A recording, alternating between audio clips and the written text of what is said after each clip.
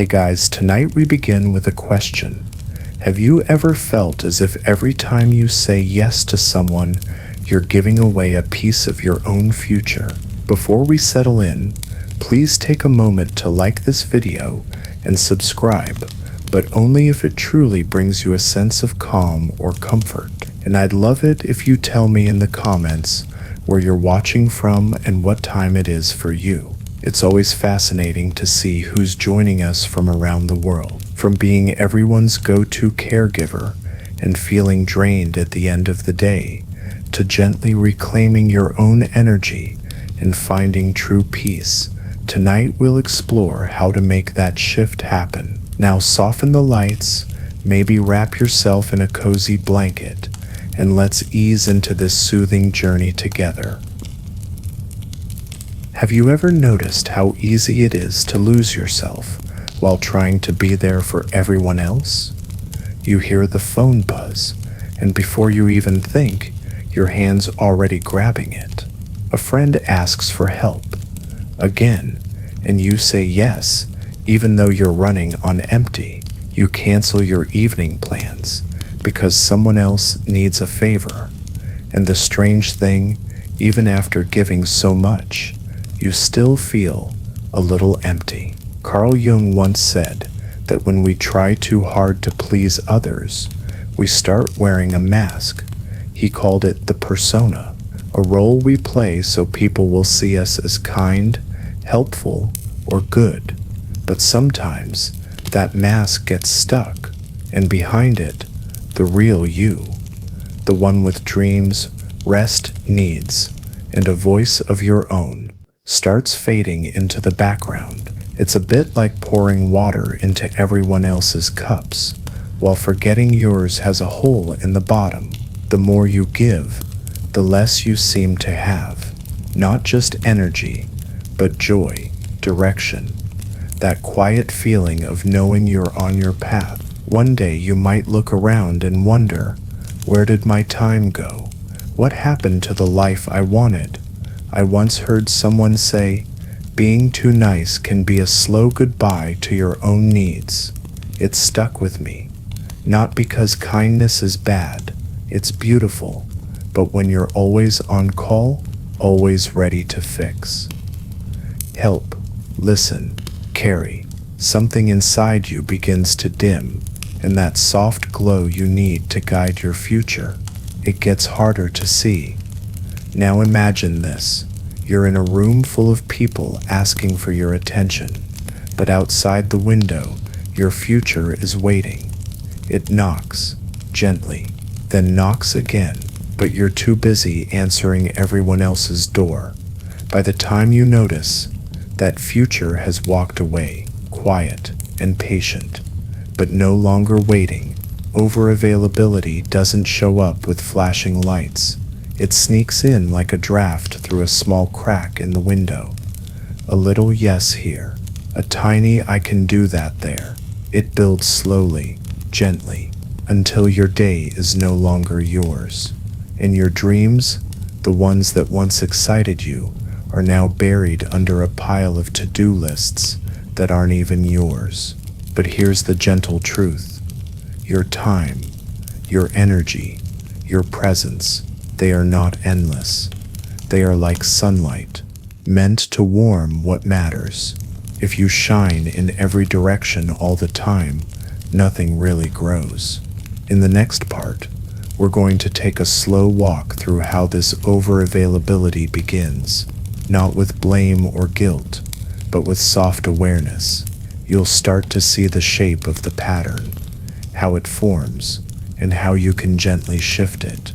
Because once you see it, something inside you will begin to change, quietly, but powerfully, and the path back to yourself will slowly start to appear. The illusion of virtue. Have you ever been told, just be kind and everything will work out? It sounds sweet, doesn't it? Like something you'd read on a greeting card or hear from a loving teacher. And for the most part, it's true, kindness is a good thing. But what if being too kind, too helpful, starts to quietly steal your peace? Not all at once, but slowly, like water dripping out of a small crack in a cup. You give and give and give, and then wonder why you feel so empty. There's a shadow behind every bright light, said Carl Jung. He believed that when we take something good too far, like being nice all the time, it can turn into something that quietly hurts us. That shadow, it might look like tired eyes, silent frustration, or that heavy sigh you let out when no one's around. It might even be the feeling that your own life is on pause, just so you can keep helping others play theirs. A little story for you, nothing big, just a moment. There was a woman who always said yes. Yes to the extra shift. Yes to late night calls. Yes to picking up what others left behind. One day someone asked how she was doing. She smiled and said, "I'm fine." But later, when she sat alone, she couldn't remember the last time she did something just for herself, not out of duty, just because she wanted to. That's how overhelping sneaks in. It wears the costume of goodness, but leaves you feeling invisible. Ever heard the saying, "You can't pour from an empty cup"? It's popular for a reason, because we've all tried. We've all been the one to stay up late, comforting someone else, even when we were running on fumes. We've said yes when we meant no, and maybe, just maybe, we've ignored that small voice inside that whispers, "This is too much." Now here's a curious thought. What if your constant yes is actually saying no to your own life? No to your goals, no to your rest, no to the quiet joy of just being. Because while you're rushing to catch everyone else's falling plates, your own dreams are gathering dust in the corner. Sometimes, people don't even notice how much you're giving. They get used to it, used to you always picking up, always fixing, always showing up. And it's not their fault entirely. They've simply grown to expect it. But when you're always available, always reachable, something sacred starts to slip away. Your time, your center, your sense of what you want. Here's the twist. The world claps for generosity, but turns a blind eye to self-abandonment. It celebrates the helper, but doesn't always check if that helper is okay. And slowly, without even realizing, you start fading into the background of your own story. You become the side character in a movie you're supposed to be starring in. And yet, here's the kind truth Jung wanted us to see. Real kindness must include yourself. You are not just a resource for others. You are a soul with a path, a rhythm, a light of your own. If your spirit is always drained, how can it shine? If your time is always borrowed, how can your future unfold? In the next part, we're going to talk about something Jung believed was very important. Psychic energy. It's like your spirit's battery, what keeps you moving, creating, feeling alive. And once you understand how precious that energy is, you'll start to see why protecting it is not selfish. It's wise, gentle wisdom, the kind that slowly brings you home to yourself. Psychic energy, your vital currency. Have you ever woken up feeling fine, but somehow felt completely drained by mid-afternoon, even though you didn't do anything that big? It's not always the tasks that wear you out. Sometimes it's the invisible weight of conversations, small favors, or other people's moods. Every time you give your attention, your energy goes with it, like tiny coins dropping from your pocket without you noticing. Everything has a cost, even kindness, someone once told me, and that stayed with me. Not because kindness is wrong, but because energy is limited. Carl Jung believed the human mind is like a battery. You only get so much charge in a day. If you spend it all helping others, solving problems, being emotionally present for everyone else, what's left for your own dreams? Imagine a bucket with a small leak at the bottom. You keep filling it with water, but by the time you go to use it, it's nearly empty. That's what overavailability does to your energy. A constant drip, drip, drip, until you're tired without knowing why. You try to sit down and focus on your goals, but your mind feels like a screen full of open tabs. Think about someone who wants to write a book, or start painting again, or just take a long, quiet walk. They make plans for it, but then their phone rings, or a friend drops by with drama, or family needs something again, and they say yes, like they always do. By the time they return to themselves, the moment's gone, and their own dream still waiting, still in the back seat. Carl Jung called this psychic energy, the life force that fuels our inner world. It's not just about being tired. It's about the slow loss of focus, joy, and creativity. When your psychic energy is always flowing outward, you start to feel disconnected from the things that once lit you up inside. It's like watering every garden except your own. Ever tried starting something important after a long day of emotional labor? You sit there, staring at the page, the canvas, the plan. Your heart wants to care, but your mind is just fog. You're not lazy, you're not unmotivated, you're simply spent. All your energy went into holding up everyone else's world, and now your own world has no one left to hold it. It's funny. People rarely notice the cost of being the strong one. You're the one who answers every call, fixes every issue, shows up every time. But strength isn't just about carrying others. It's also about knowing when to rest, when to refill, when to say, not now, I need this time for me. Here's a softer truth. Overavailability is not just a habit, it's a pattern, and patterns can be changed, slowly, kindly, with awareness.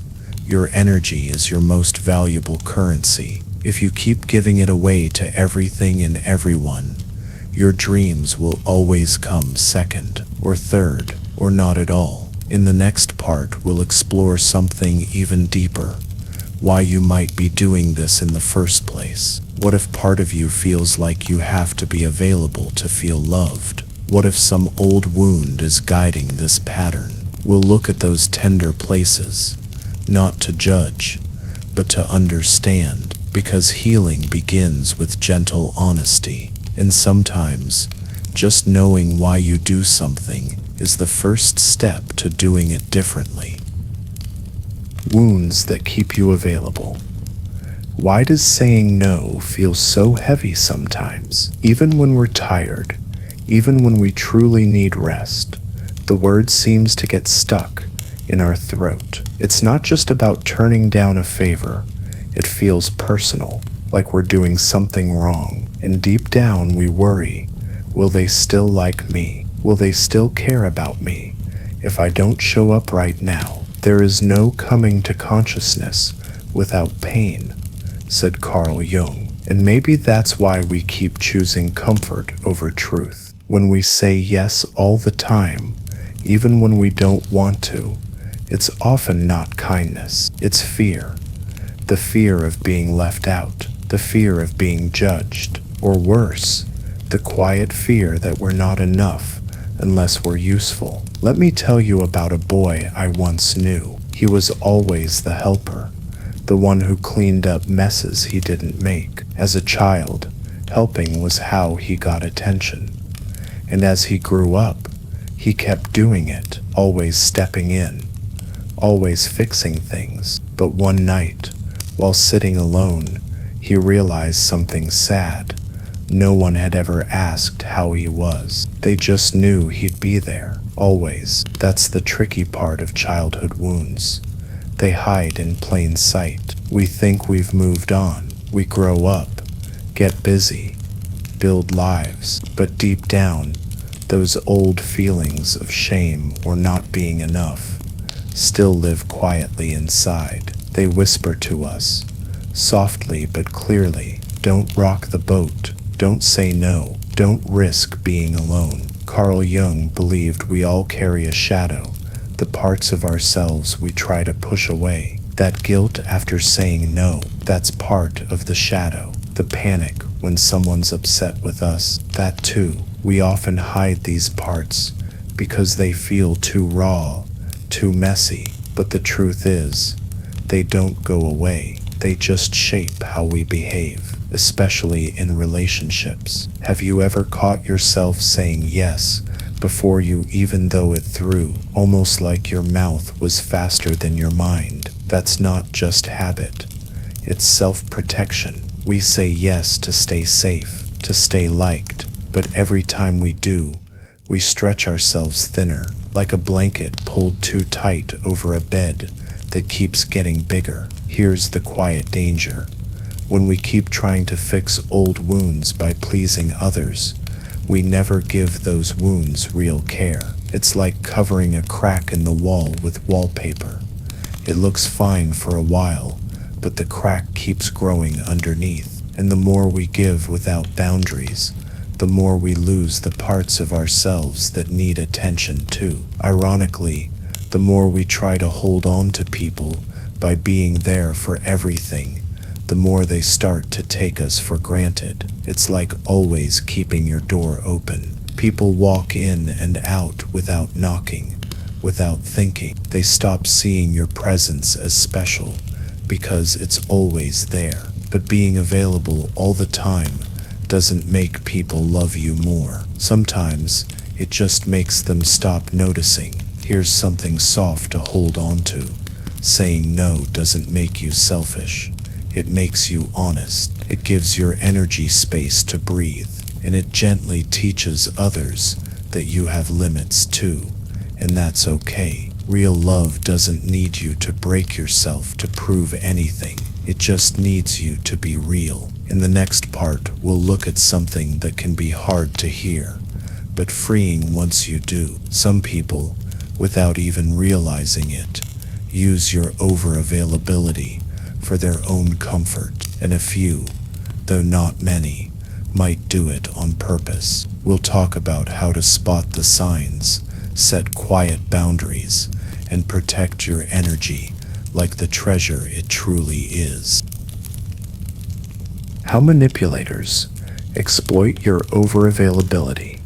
Have you ever noticed that some people only show up when they need something from you? Not when you're laughing, not when you're struggling, just when they need a ride, a favor, or a listening ear. And once they get what they want, they disappear. No check-in, no thank you, just silence. There are people who use your light to brighten their own darkness, someone once said. And it's true, some people don't ask for your help, they expect it, especially if you've always been the reliable one, the one who says, it's okay, I've got it. But slowly, you start to wonder, why do I always feel tired after talking to them? Carl Jung believed in the idea of projection, that people often push their own struggles onto others. When a person doesn't want to deal with their own pain, they may hand it to you instead. Not directly,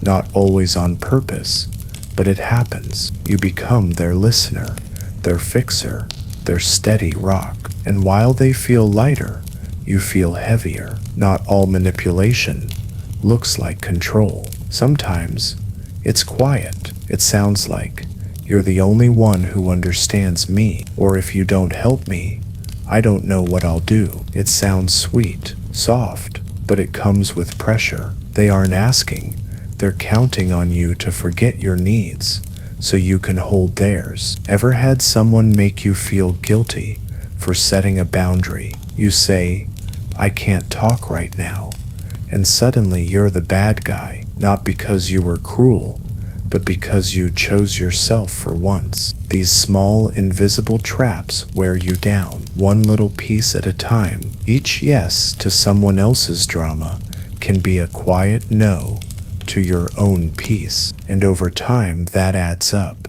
You find less time for your dreams, less energy for your goals. You become stuck in a loop of always reacting, always giving, never creating. It's like walking someone else's path and forgetting where yours began. And here's the sad part. Some people only treat you well because you're always available. It's not true connection. It's convenience. And the day you set a boundary, they vanish. That's not love. That's use. And once you see that clearly, it changes everything. But this isn't just about them. It's also about what's happening inside of you. In the next part, we'll look at something even more personal. Jung's idea of the persona. Why do we sometimes like being the hero, the helper, the one everyone leans on? Why does it feel safer to help others than to help ourselves? We'll explore how this mask, though comforting at times, might be standing between you and the life you truly want. The persona trap. Your mask of endless help. Have you ever felt like you're playing a role even when you're completely alone? Like you have to keep being the helpful one, even when no one's asking? That's not imagination. It's a mask, a quiet, heavy one.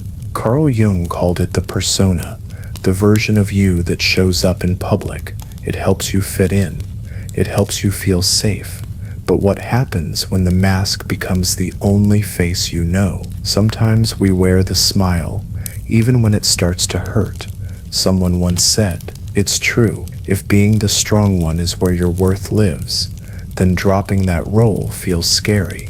You say yes when you're tired. You stay calm when you're breaking inside. You carry too much, not because you want to, but because you think you're supposed to. Let me tell you about a woman who was always there for everyone. Birthday cakes, late night talks, last minute favors. She did it all. People called her amazing. But one day she sat on her kitchen floor and whispered, I don't know who I am when no one needs me. That's what happens when the persona takes over. You forget the quiet soul underneath. Living behind a mask is like walking in shoes that don't quite fit. You keep going, but your feet ache. You smile, but it doesn't feel real. And people, they don't see the effort. They don't see the cost. They just see results. And so they stop thanking you. They just expect you to keep being that person, always on, always giving. Jung warned that this gap between the real you and the mask you wear creates something he called psychic stress. It's not loud, it's not dramatic, but it drains you, little by little, like a slow leak in your spirit. You start forgetting what makes you happy, what excites you, what belongs to you. Instead, you live inside other people's plans, other people's needs, their stories, not yours. Ever feel like your life is moving, but not really going anywhere? That's what happens when the persona takes the wheel. You end up chasing approval rather than purpose. And when you finally pause to look around, the path you're walking might not even feel like your own. But here's the gentle truth. You don't need to wear the mask forever. You can take it off, slowly, safely. You're still kind, even when you say no. You're still strong, even when you rest. You're still worthy, even when you choose you. The real you doesn't need to perform to be loved. In the next part, we'll explore something soft but powerful, selective unavailability. It's not about shutting people out. It's about protecting your time, like the precious thing it is. We'll talk about how saying not right now can quietly open a door to a new kind of life, one that feels lighter, freer, and more like you. Selective unavailability, the key to reclaiming destiny. Have you ever stopped before saying yes and just ask yourself, do I actually want to do this? It sounds so simple, But for people who are always giving, always helping, always on, that question can feel strange, maybe even selfish.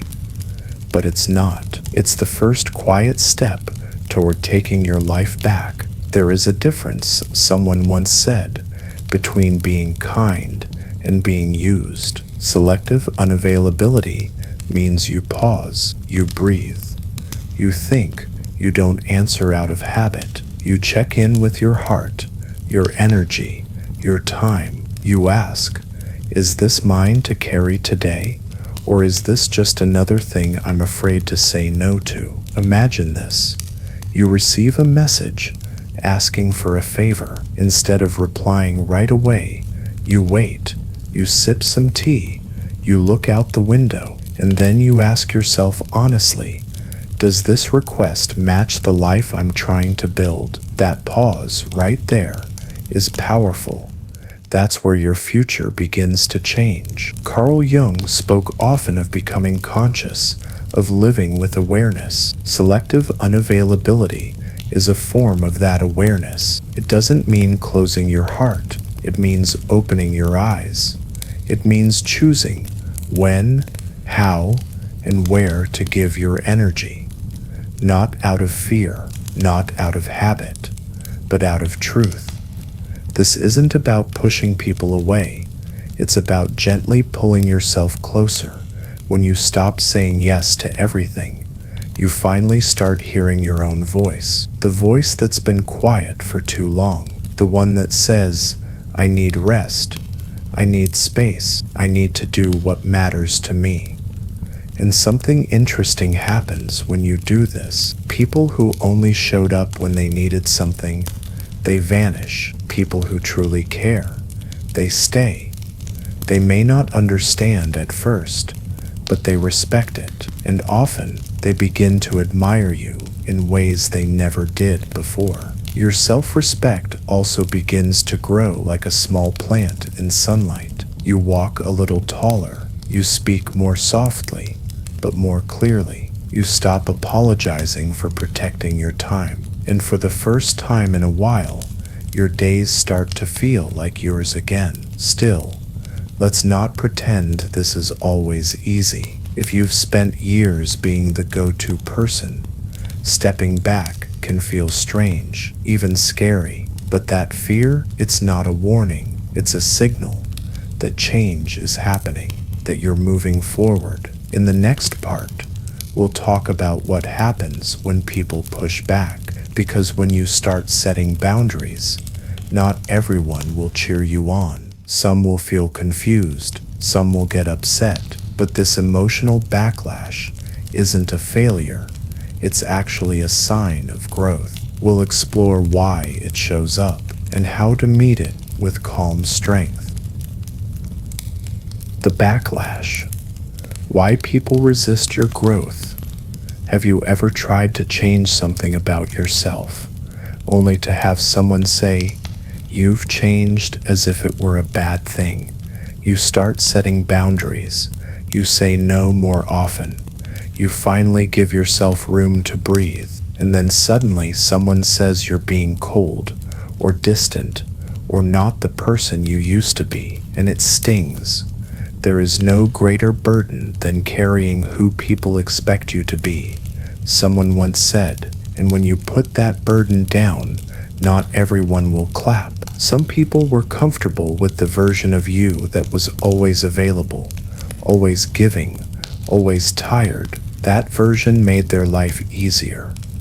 And now your shift makes them uncomfortable. Carl Jung believed that when we grow, it often brings up the hidden parts of others, their shadow. Your new boundaries, they might show someone their own lack of boundaries. Your calm no, it may remind them of all the times they said yes, even when they didn't want to. And instead of looking inward, many people choose the easier path, blame. Imagine this. You stop answering every late night call. You no longer rush to solve every small crisis. To you, it's a small, quiet step toward peace. But to them, it feels like rejection, like the script they relied on has changed. and now they don't know how to act. Some will try to pull you back into the old role, not because they're cruel, but because they're scared of change. It can be painful, truly. You might feel a little lonely. Some relationships might grow quiet. Some may even break. But here's the gentle truth, that pain is part of your freedom. It's like shedding an old skin. Uncomfortable at first, but necessary. Have you ever noticed how a rising tide makes the old dock creak? That creaking isn't failure. It's just what happens when pressure meets change. Your growth is that rising tide. And the noise, that's just the old ways resisting your new self. Remember this, your destiny doesn't live in guilt. It doesn't ask you to shrink or apologize for growing. The people who truly care will adjust. They'll listen, they'll learn, and the ones who can't, it's okay to let them drift. You are not required to dim, just so others can stay comfortable in the dark. In the next part, we'll sit with something tender. Guilt, that little voice inside that says, you're being mean, or you're letting them down. We'll look at where that voice comes from, and how to respond to it with kindness, not obedience. Because often, guilt isn't a guide, it's a leftover story from the past, and it's time to write a new one. The guilt that binds you. Have you ever said no, then spent the rest of the day feeling like a bad person, even though no one yelled, no one punished you? Still, that tight feeling crept in, like you did something wrong just for taking care of yourself. That's not weakness, that's guilt. And sometimes, guilt shows up not because you hurt someone, but because you didn't forget yourself. Guilt is the price we pay for being too kind for too long. Someone once told me, it stays quiet most of the time, but the moment you try to take a step back, there it is, whispering in your ear. They'll be upset. You should have just helped. It tugs at you, not because you've harmed anyone, but because you're finally listening to your own needs. Carl Jung saw guilt as something useful, but only when it tells the truth. He called it a moral emotion. If you lie, cheat, or hurt someone on purpose, guilt is your signal to make it right. But what happens when you feel guilty just for resting, just for not showing up to every crisis? That's not moral guilt. That's distorted guilt. The kind that isn't trying to protect others, it's trying to control you. Picture this. You say no to a request. Maybe it's a friend venting about the same thing for the 5th time this week. You kindly step back, and almost instantly the voice arrives. They'll suffer without you. Or who do you think you are? Setting boundaries. That voice isn't wisdom. It's old programming. It's the part of you that still thinks love must be earned through exhaustion. This kind of guilt isn't truth. It's habit. It's the leftover voice from years of being praised for being the helpful one, even when it hurt. It's the echo of childhood moments when you were told to be polite, even if it made you small. It's not your fault, and it's not your future. Ever heard the saying, you teach people how to treat you? Guilt teaches you how to treat yourself. If every choice to protect your peace makes you feel ashamed, you'll keep living for everyone else. But when you start to question that shame, gently with curiosity, that's when freedom begins. There's something peaceful about realizing you don't have to explain your healing. You don't need to feel bad for setting limits. You're not cruel. You're not cold. You're just human. A human with limits. A human who deserves rest. A human whose dreams matter too. So next time guilt rises up like a wave, don't run. Sit with it. Watch it. Let it speak, but don't let it lead. You can nod at that voice and say, I hear you, but I choose me today. And each time you do that, the voice will get quieter, not overnight, but slowly, like a storm fading into calm. In the next part, we'll gently walk into the idea of shadow integration, a beautiful piece of Jung's work. We'll talk about the parts of you that you've hidden away and how bringing them into the light can help dissolve that old guilt once and for all. When you stop fighting with your shadow, you begin to feel whole, and that's where the real peace lives. Shadow integration, facing your inner selfishness. Have you ever been called selfish just for saying no? Maybe you didn't want to go to that event or answer another draining phone call.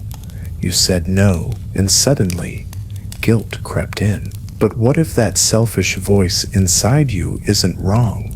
What if it's just the part of you that's trying to protect your time, your dreams, your peace? There's a part of you you've been taught to hide. Carl Jung might say, he called it the shadow, the traits we were told not to show, things like anger or sadness, or the need to say no. And often we bury these parts so deep that we forget they even exist. But they don't disappear. They just wait quietly until we're ready to listen. Let me tell you something that might surprise you. That selfish part of you, it's not a monster. It's a guardian, a quiet, loyal guard at the gate of your energy. It doesn't want to hurt anyone. It just wants you to rest, to focus, to choose what really matters, and maybe to finally believe you're allowed to. Jung's idea of shadow integration means gently bringing these hidden parts back into the light. It means sitting with your so-called bad parts and saying you're not bad, you're just tired of being ignored. When you do this, you stop fighting with yourself. You stop pretending to be okay with everything. You become whole, not perfect, but real. Think of it like welcoming an old friend back to your dinner table. At first, it feels strange. You've spent years trying to be the nice one, always soft, always smiling. But now, here comes this quiet, strong part of you, asking to be heard. And as you listen, you begin to feel something new: balance. Have you ever noticed how heavy things feel when you're out of balance? Too much giving, and you start to feel empty. Too much saying yes, and your joy fades. But when you allow yourself to say no, without guilt, without fear, you create space. Space for laughter, space for rest, space for the life that's waiting for you. This kind of balance isn't cold. It's not about shutting the world out. It's about keeping your door open, but not unlocked all the time. You still care, you still give, but now you give from a full cup. And that's when your love, your work, and your presence become stronger, because they come from truth, not pressure. And something magical begins to happen. That knot in your chest, it loosens. That tired feeling in your bones, it lifts. Guilt starts to fade, replaced by a quiet confidence. Not loud, not proud, just steady. You know who you are, and you're finally letting all of you show up, not just the nice parts. In the next part, we'll talk about something that works hand in hand with this new self-awareness: conscious silence. Sometimes the best way to protect your energy isn't with words, but with stillness. We'll explore how staying quiet at the right moments can give you more power than over-explaining ever could, and how that silence can become the space where your destiny begins to breathe. The power of conscious silence. Have you ever said something too quickly and wished you hadn't? Maybe it was a text, a comment, or even a sigh you didn't mean to share. In that rushed moment, things got worse, not better. Silence might have been the better answer, but in a world that wants replies right now, silence can feel strange, even risky. There is great power in saying nothing at all. Someone once told me, and they were right, not because silence is cold, but because it gives you space. It lets you think. It lets others think too. When you choose not to react right away, you create a pause, and in that pause, something shifts. Carl Jung believed that silence can help us hear the deeper parts of ourselves. When you're quiet, not just outside, but inside, you begin to notice feelings that were hiding beneath the noise, that slow breath, that quiet thought, that gentle nudge that says, maybe I don't need to fix this right now. Think of a time when someone tried to pull you into their drama. They sent a message, they pushed for a reaction, and you paused. You didn't argue, you didn't explain, you just stayed still. That moment of silence wasn't weakness, it was wisdom. It said, I don't have to attend every emotional fire I'm invited to. Have you ever seen how calm water reflects everything clearly? That's what silence does for your mind. It clears the surface. So instead of splashing around in fast replies and emotional whirlpools, you can actually see what's going on inside you and inside them. Conscious silence is not the same as shutting down. It's choosing your moment. It's giving your energy time to stretch and breathe before you spend it. When you respond from silence instead of reaction, your words become stronger, your presence calmer. People feel the difference. So do you. When you don't rush to fix, solve, or answer, people have to sit with their own emotions. Sometimes that's exactly what they need. Your silence holds up a mirror. It says, I trust you to deal with your feelings, and I trust myself enough not to take them on. Little by little, you begin to protect your energy, not with walls, but with space. You stop throwing your attention at every beep or buzz. You stop explaining your boundaries to people who never respected them. And as you do, you start to feel something come back. Your energy, your ideas, your direction. In that quiet, something else grows. Your creativity. When you're not caught in a loop of back and forth, your mind gets lighter. You remember your goals, your voice, your joy, and slowly you begin to see your life as your own again, not just a reaction to others, but a creation by you. In the next part, we'll explore how to use that restored energy in a new way, self-creation. This is what Jung called individuation, becoming who you truly are, not just what others expect you to be. You'll see how protecting your energy gives you the space to shape a life that finally feels like you. Reinvesting energy into self-creation. Have you ever finally had a quiet moment to yourself and then thought, now what? You've said a few healthy no's. You've stepped out of draining conversations. You've stopped replying to every message the second it arrives. And suddenly, there's space, real space. Time to breathe, time to think, time that used to be spent on everyone else but you. There's a difference between being alone and being with yourself, someone once said. And now, with this new space, you're not just avoiding noise, you're meeting yourself again. You start to feel something you haven't felt in a long time. Possibility, a spark, a small voice saying, what do I want to do with this time? Carl Jung believed that real growth comes when we start becoming who we truly are, not who others expect us to be. He called this individuation, and it doesn't happen in chaos. It happens in quiet. When you stop pouring your energy into things that don't feed you, that energy doesn't vanish.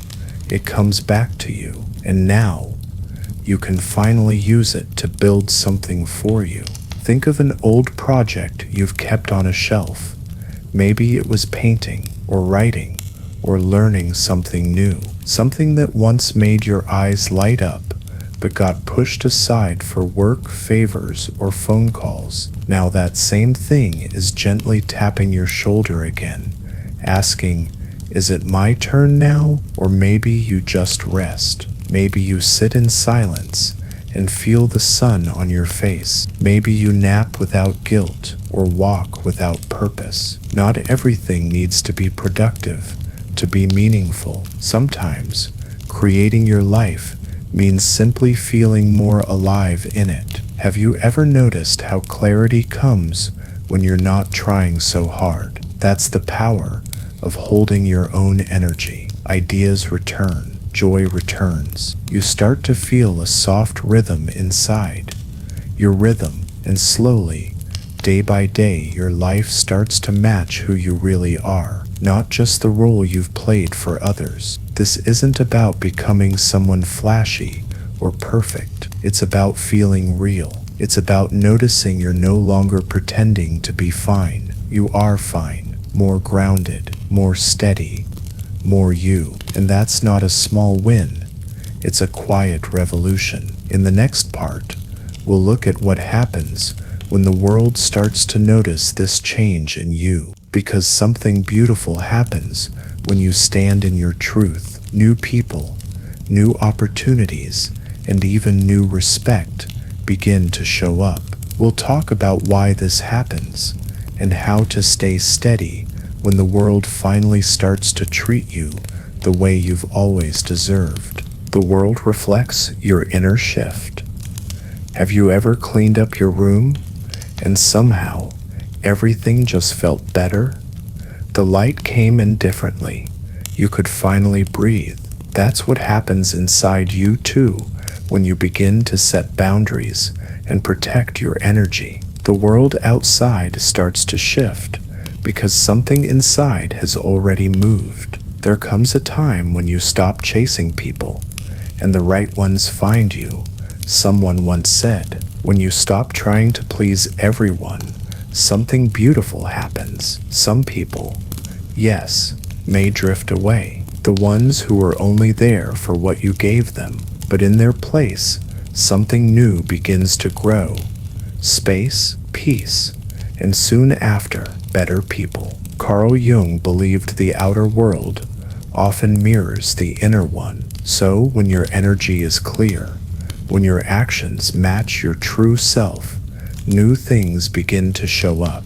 A better job, a surprising message, a kind stranger who feels like an old friend. These little moments aren't accidents. Jung called them synchronicities, meaningful coincidences that seem to say, you're on the right path now. Ever noticed how the more centered you feel, the more the right things seem to fall into place? It's not magic, it's not luck, it's alignment. When your energy is no longer scattered trying to please everyone, you start seeing things you couldn't before. Ideas you once ignored come back to life. You stop surviving and start creating. And the people who stay, they see you differently now. They notice the quiet in your voice, the calm in your eyes, the way you pause before answering. You've changed, and not because you shouted or proved anything, but because you're now standing in your truth. And real people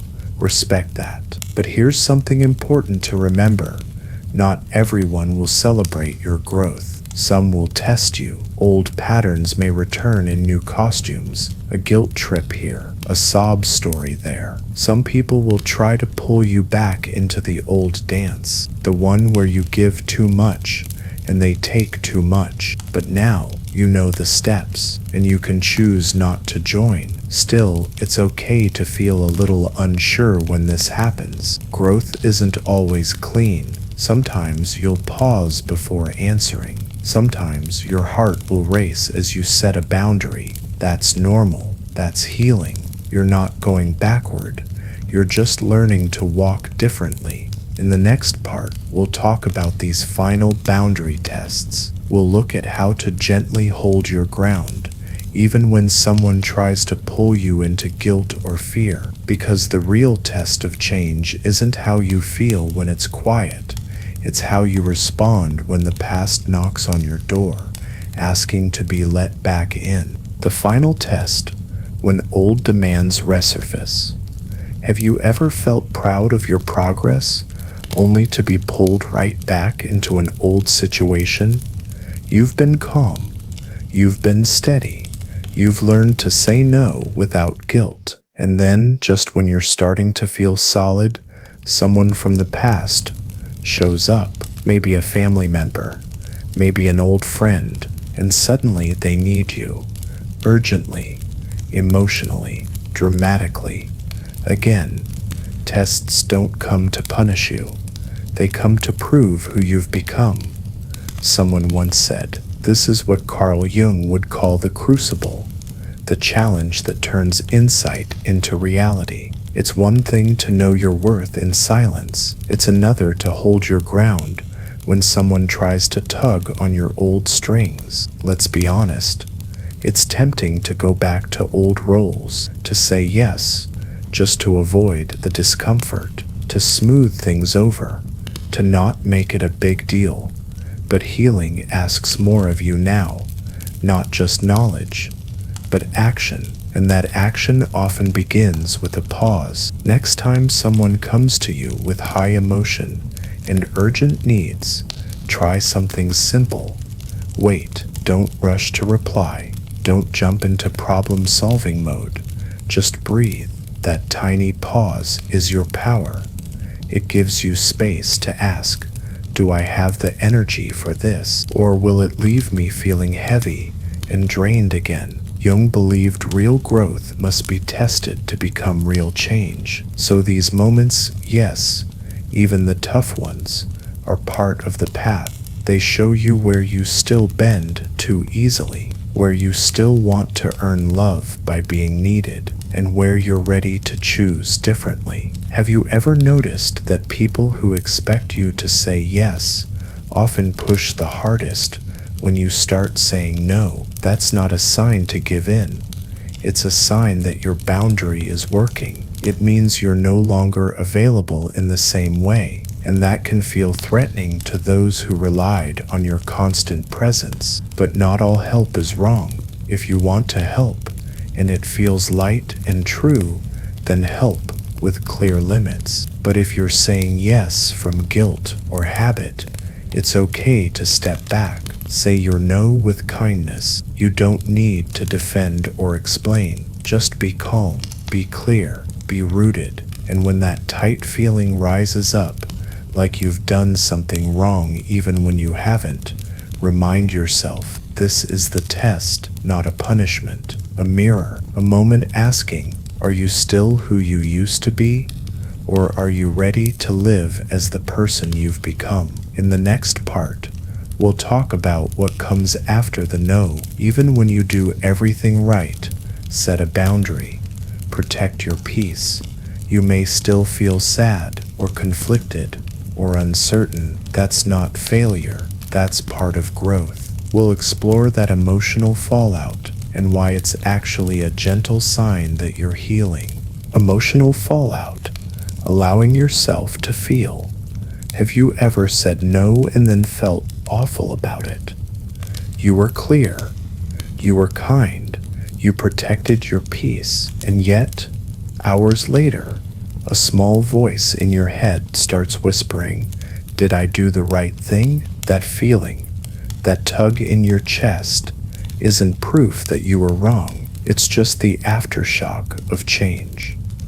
Growth is often quiet and uncomfortable, someone once said, and that's true. When you start choosing yourself after years of choosing others, your body and your heart may need time to catch up.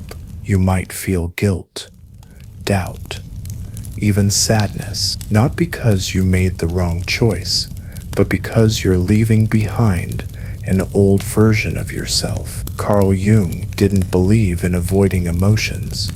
He taught that real healing comes from facing them gently, honestly. So when you feel that ache in your chest, don't fight it. Don't push it away. Sit with it. Let it speak. Maybe it says, I miss being needed, or I'm scared of who I am without that old role.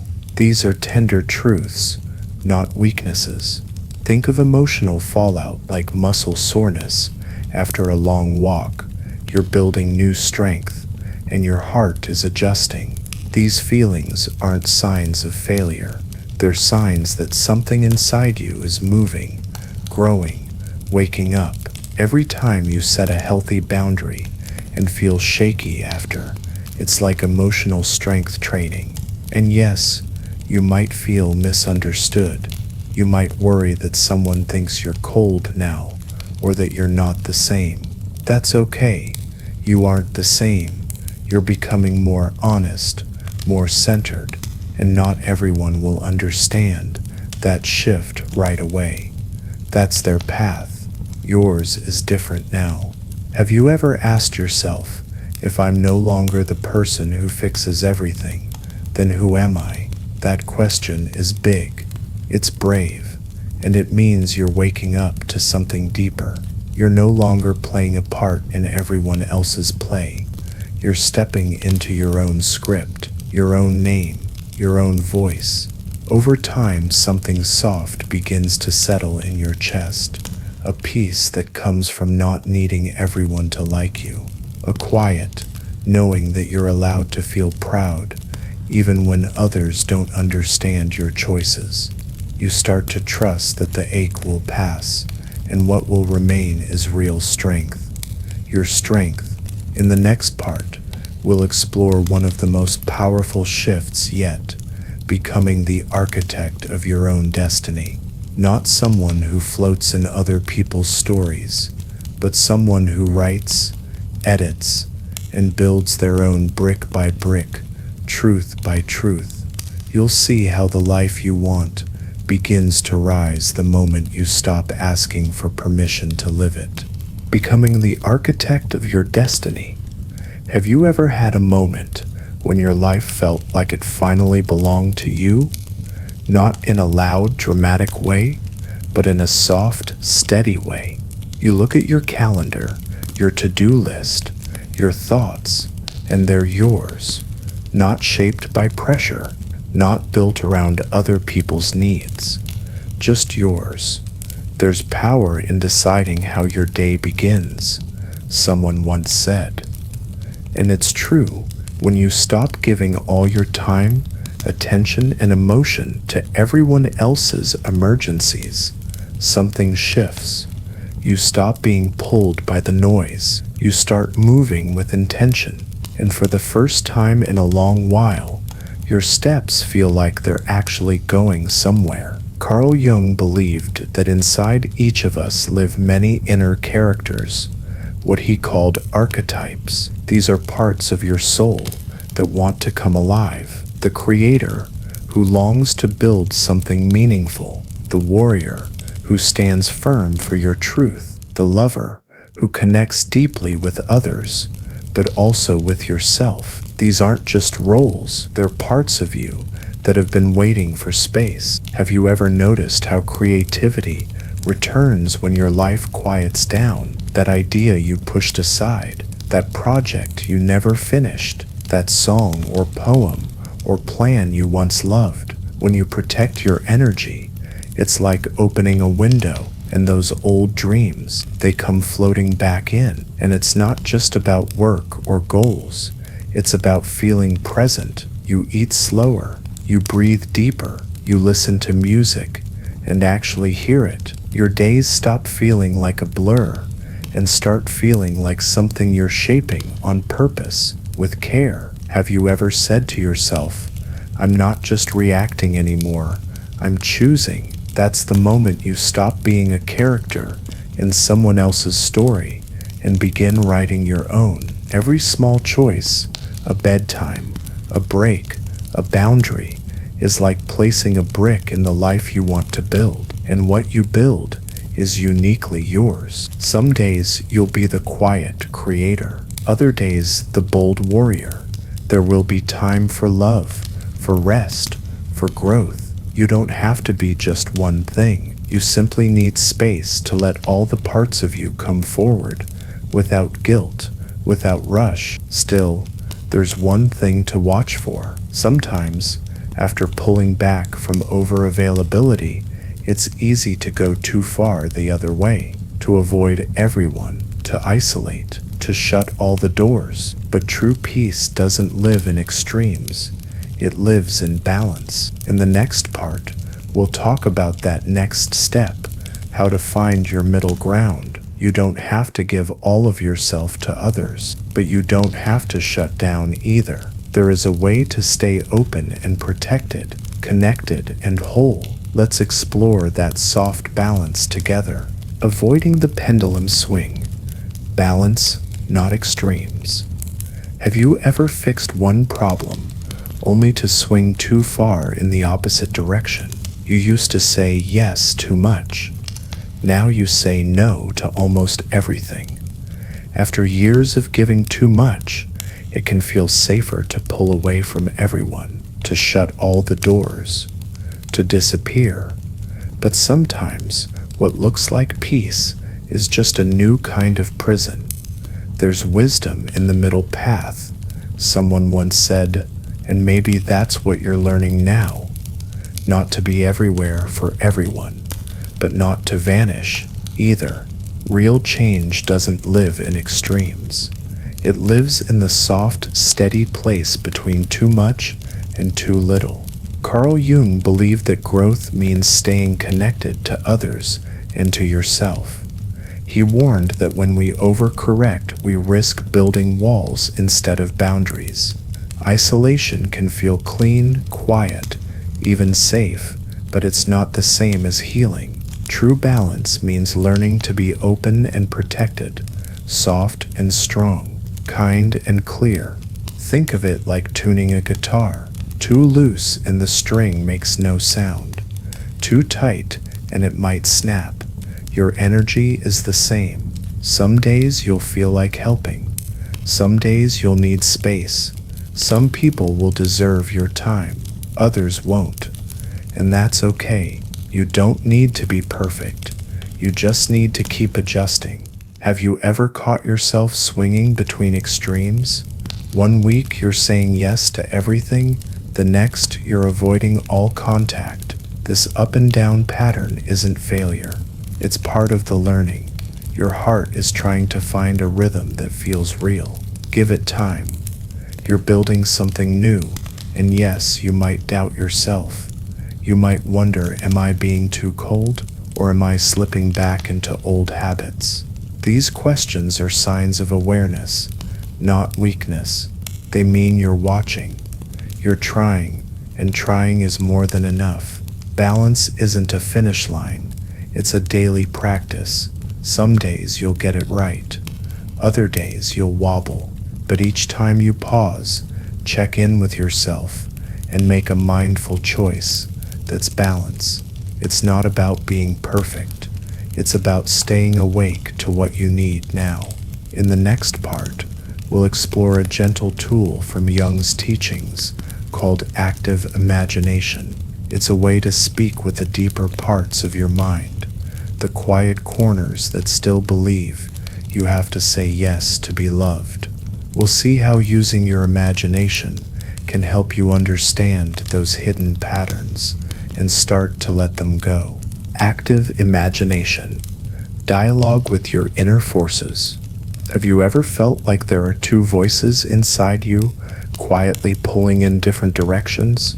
One says, help them, say yes, be there. The other whispers, rest, protect your space, say no. It can feel like an inner tug of war. But what if, instead of choosing sides, you simply let them talk until you make the unconscious conscious?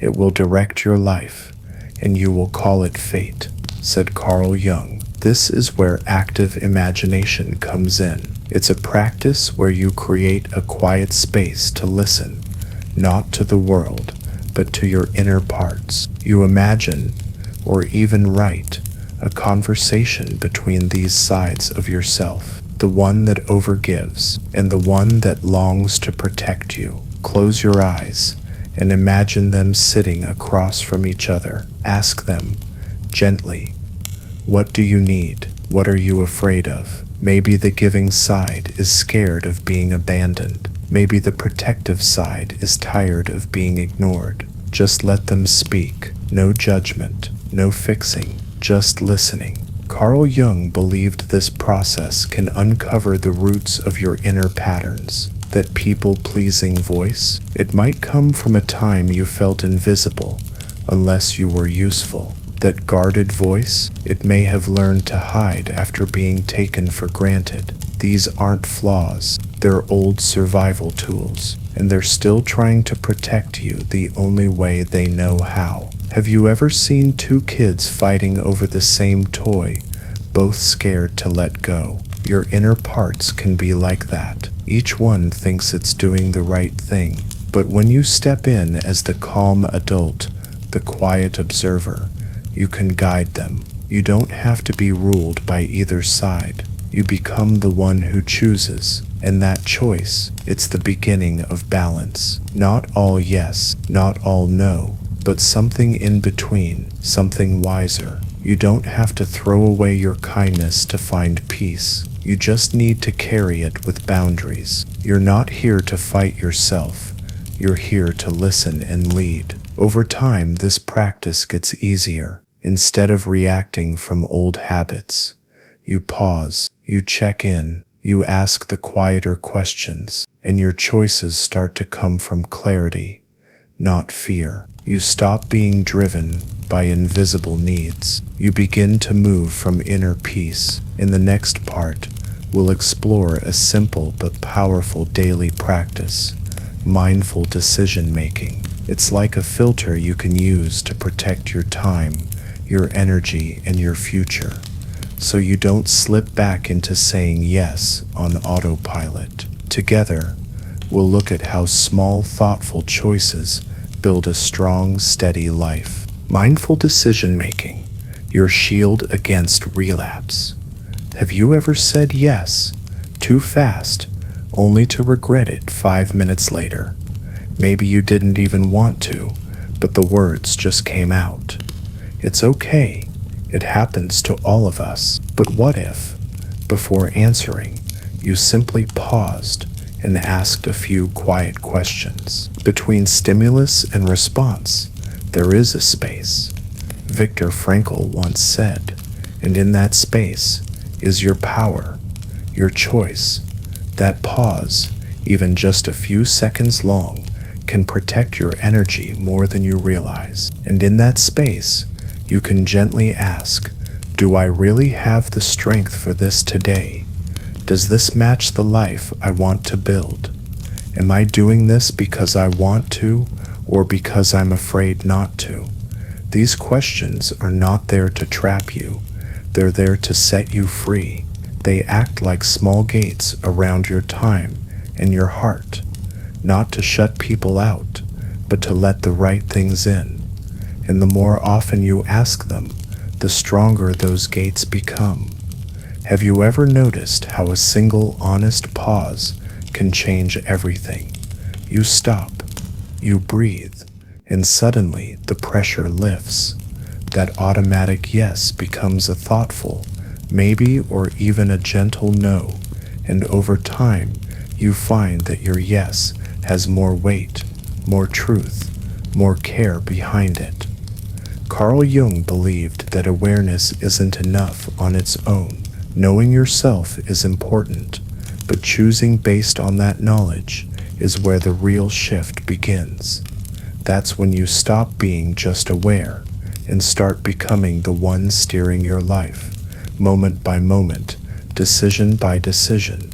And yes, this practice takes time. You won't always get it right.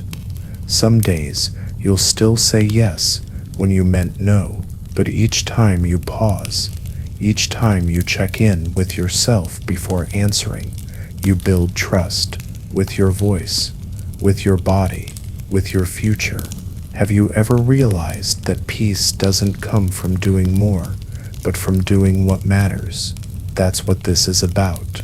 Not becoming cold or distant, but becoming intentional, saying yes when it's real, saying no when it protects your path, giving from overflow, not from emptiness. In the next part, we'll talk about something many of us forget: the environment around us, both online and offline. There are forces, notifications, expectations, constant messages that keep us stuck in overavailability. We'll explore how to stay mindful in this digital age and how to guard your energy, even in the noisiest spaces. Digital boundaries, navigating the age of constant access. Have you ever felt overwhelmed just by hearing your phone buzz? Even before you check the message, your body tenses. Your mind starts guessing what someone wants. It's strange, isn't it? A small sound from a small device, and suddenly your peace is gone. Just because someone can reach you doesn't mean they should, someone once said, and that's the truth of the world we live in now, with messages, calls, emails, comments, all available at any hour. It's easy to feel like you're always on, but you don't have to be. In fact, you weren't made to be. Carl Jung believed that overstimulation clouds the soul. When your mind is filled with everyone else's noise, your own voice gets quiet. You lose the space where ideas, rest, and clarity live. That's why digital boundaries aren't rude. They're sacred.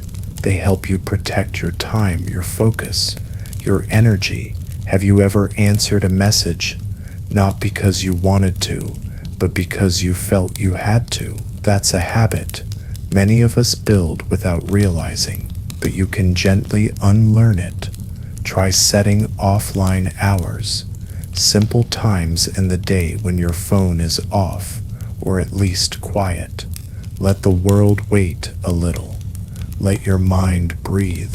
Another idea: keep separate spaces, one email or app for things that truly matter, another for casual chats or public requests. When everything is in one place, everything feels urgent. You're allowed to make it easier for yourself. And here's a soft one: take your time replying. You don't owe anyone an instant answer. The world moves fast, but you don't have to.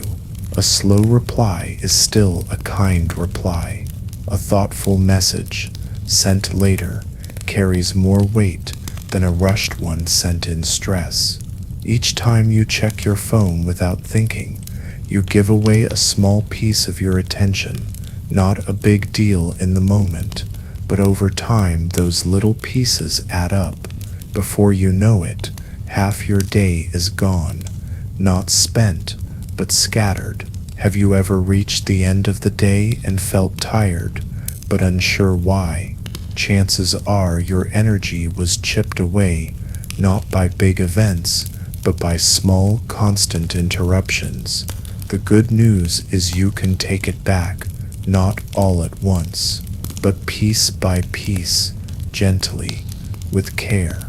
In the next part, we'll talk about what happens inside when those messages come in, how your body reacts, why anxiety rises, and how to soothe that storm without betraying your boundaries. Because protecting your peace isn't just about saying no, it's also about calming the part of you that still feels scared to say it. Emotional self-regulation. In a demanding world, have you ever felt your chest tighten just from seeing a notification light up your screen? No words yet, just the signal that someone wants something, and already your mind is racing. Is it urgent? Will they think I'm ignoring them? Should I respond now? That feeling, it's real, and it's exhausting. Don't believe everything you feel, someone once said. Not every ping is a crisis. Not every message needs your full heart. in the next 5 seconds. But your nervous system doesn't always know that. It jumps in, like you've missed something life or death. That's where self-regulation steps in, not to shut you down, but to gently slow you down. Carl Jung believed the ability to pause and reflect separates reaction from response. So next time you feel that wave of urgency, try something small.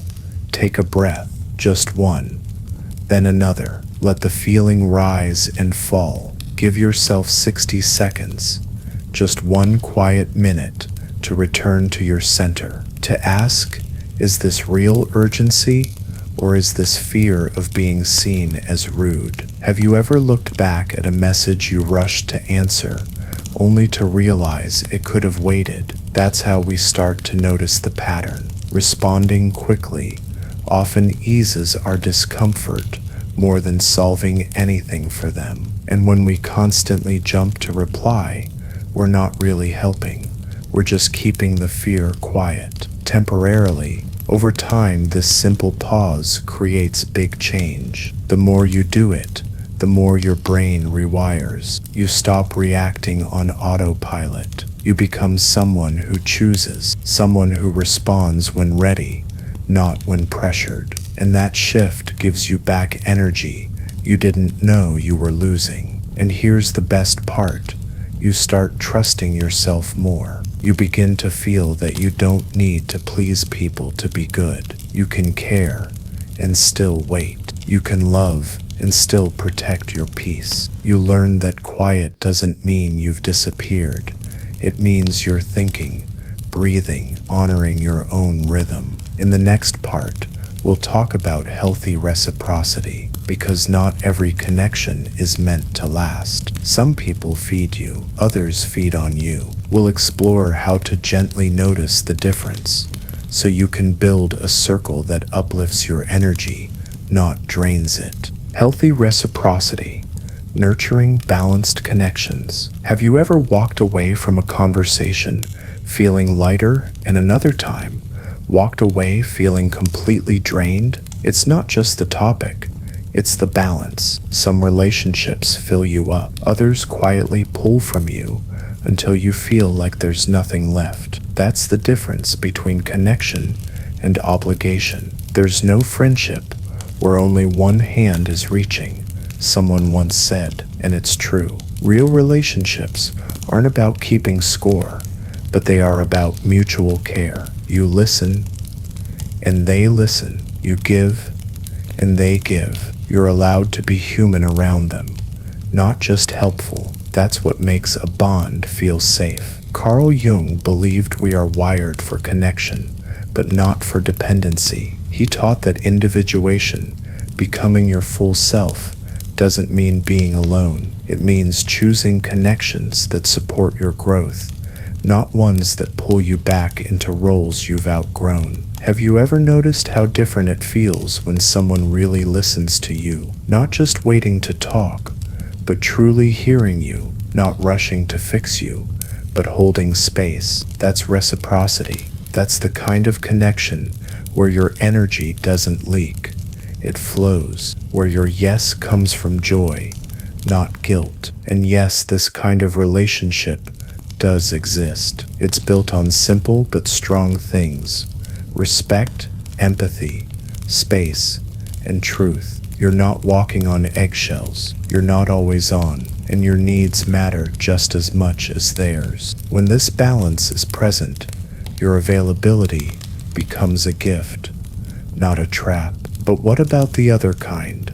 The one-sided ones. The ones where you feel guilty for taking a day to yourself. The ones where it's always about their problems, their stories, their needs. Over time, those bonds can wear you down, not because you don't care, but because the care only flows one way. Jung would say this: you must protect the life within you, because when your energy goes only outward and never returns, you lose pieces of yourself, and slowly, without noticing, you become a supporting role in someone else's life story, when you were meant to write your own. In the next part, we'll talk about the grief that can come when you start seeing this clearly. It's not easy to realize that some relationships you've held for years aren't truly mutual. Sometimes they need to change, and sometimes they need to end. But even in that loss,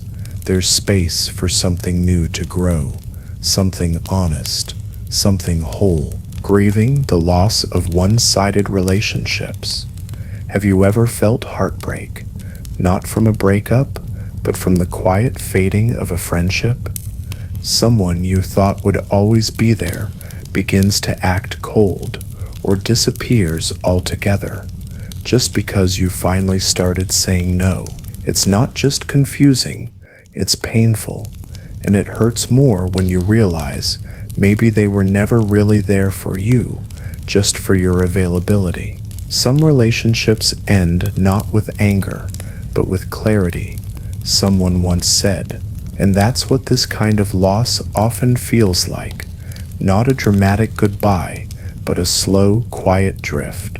You start to see the pattern clearly. They needed you to stay small, to stay silent, to stay always on. And now that you've stopped, they've vanished. Carl Jung believed that real transformation often comes after loss. When a one-sided relationship ends, it leaves behind an emptiness, but also a chance, a seed. In that space where the connection once lived, something new can take root. But first, you have to let yourself feel the grief. Have you ever looked at old photos and wondered, was any of that real? You might remember the laughs, the trips, the late-night talks, and feel confused. How could something so warm now feel so cold? That's part of the mourning. You're not just grieving the person, you're grieving the idea of what you thought you had. And it's okay to cry. It's okay to feel angry, or lost, or even ashamed. These feelings don't mean you made a mistake. They mean you're human. Let the sadness move through you, like a wave. Don't rush to be okay. Let the hurt breathe, and it will begin to soften. Jung once said that in every loss, there is an invitation to grow. By choosing truth over illusion, you are protecting your future. You are saying, I'd rather be alone in honesty than surrounded in false closeness. And that is one of the bravest things a person can do. Have you ever noticed that real healing often begins the moment you stop pretending? That's where you are now. You're not pretending to be fine with being used. You're not holding on just to keep the peace. You're allowing what needs to fall away to fall, so that what's true can rise in its place. In the next part, we'll gently explore how to fill the quiet space that's left behind. Because when people leave, the silence they leave can feel big. But that space doesn't have to be lonely. It can be sacred. We'll talk about small, self-nourishing practices that help you rebuild without rushing and keep you from falling back into old patterns out of fear. Self-nurturing, filling the void you once filled for others. Have you ever sat with an unexpected stretch of quiet and felt unsure what to do with it? When you stop giving all your energy to other people's problems, you suddenly find moments that feel ours that once belonged to someone else's crisis are now wide open. And at first, that silence can feel unfamiliar. There's a loneliness that isn't empty. It's spacious, someone once said. And in that space, something beautiful can grow. Instead of rushing to fill it with more distractions, more noise, or someone else's emotions, turn gently inward. Ask yourself, what would make me feel whole right now? Not productive, not useful, just whole. Carl Jung believed that deep transformation requires reflection, and reflection requires quiet. You can't find yourself when the volume of the outside world is always turned up. So let the space you've reclaimed become a soft garden, one where you meet the parts of yourself you've been too busy to notice. Try this. Pick up a notebook and let your thoughts land like soft raindrops on the page. Write what you're feeling, what you've been missing, what you hope to rediscover. There's no right way to do it, only an honest way. Sometimes the page is the only listener you need. Or pick up something you once loved but forgot. Paint. Hum a song. Take a photo. Dance in your room. Not to impress, not to perform, just because you're alive.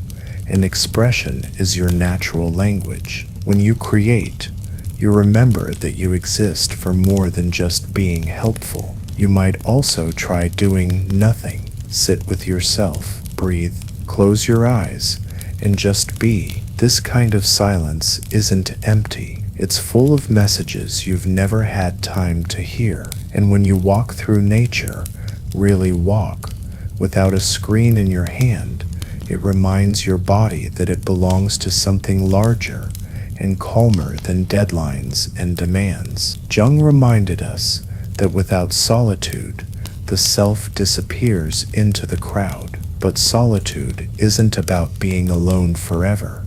It's about learning to enjoy your own company, to hear your own voice, and to stop depending on other people's chaos to make you feel alive. These moments of self-nurturing are not selfish. They are like tending to a fire inside you that's been burning low. And as you give to yourself, not just once, but regularly, you'll notice something gentle but powerful begin to happen. Your inner light grows steady. In the next part, we'll explore what that light brings.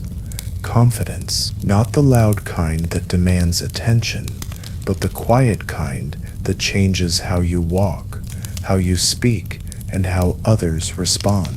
Because when you care for yourself, the world begins to treat you differently, reflecting the love you've finally chosen to give within. Confidence, born from self-care. Have you ever noticed how different you feel after even one calm, quiet day of looking after yourself? No rushing, no fixing, no proving anything.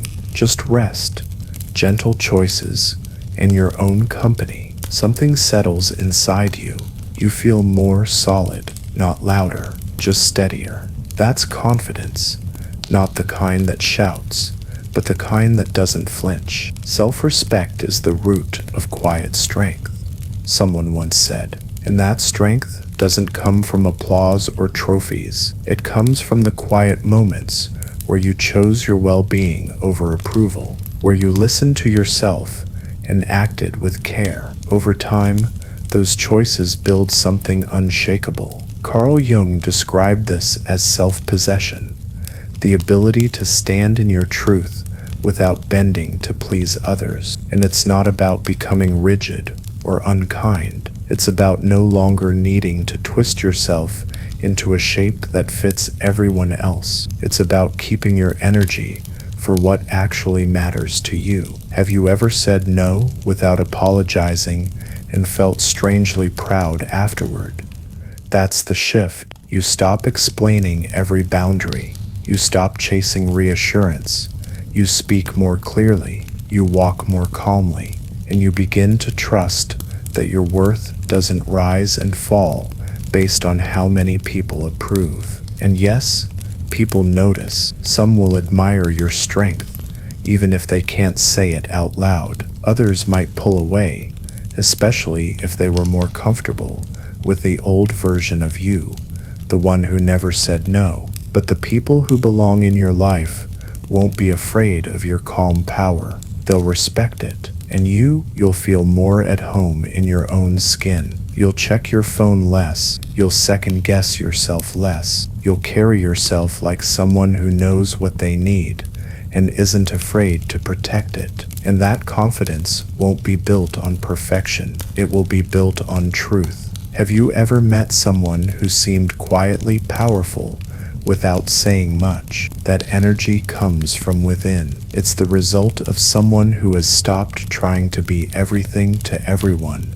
and started being everything to themselves. That's where your confidence is headed, one small self-loving step at a time. In the next part, we'll return to the idea of destiny, not the kind written in stars, but the kind you shape with each boundary, each pause, each mindful decision. You'll see how freeing yourself from over-availability unlocks the life that's been waiting for you all along. Reconnecting with your destiny.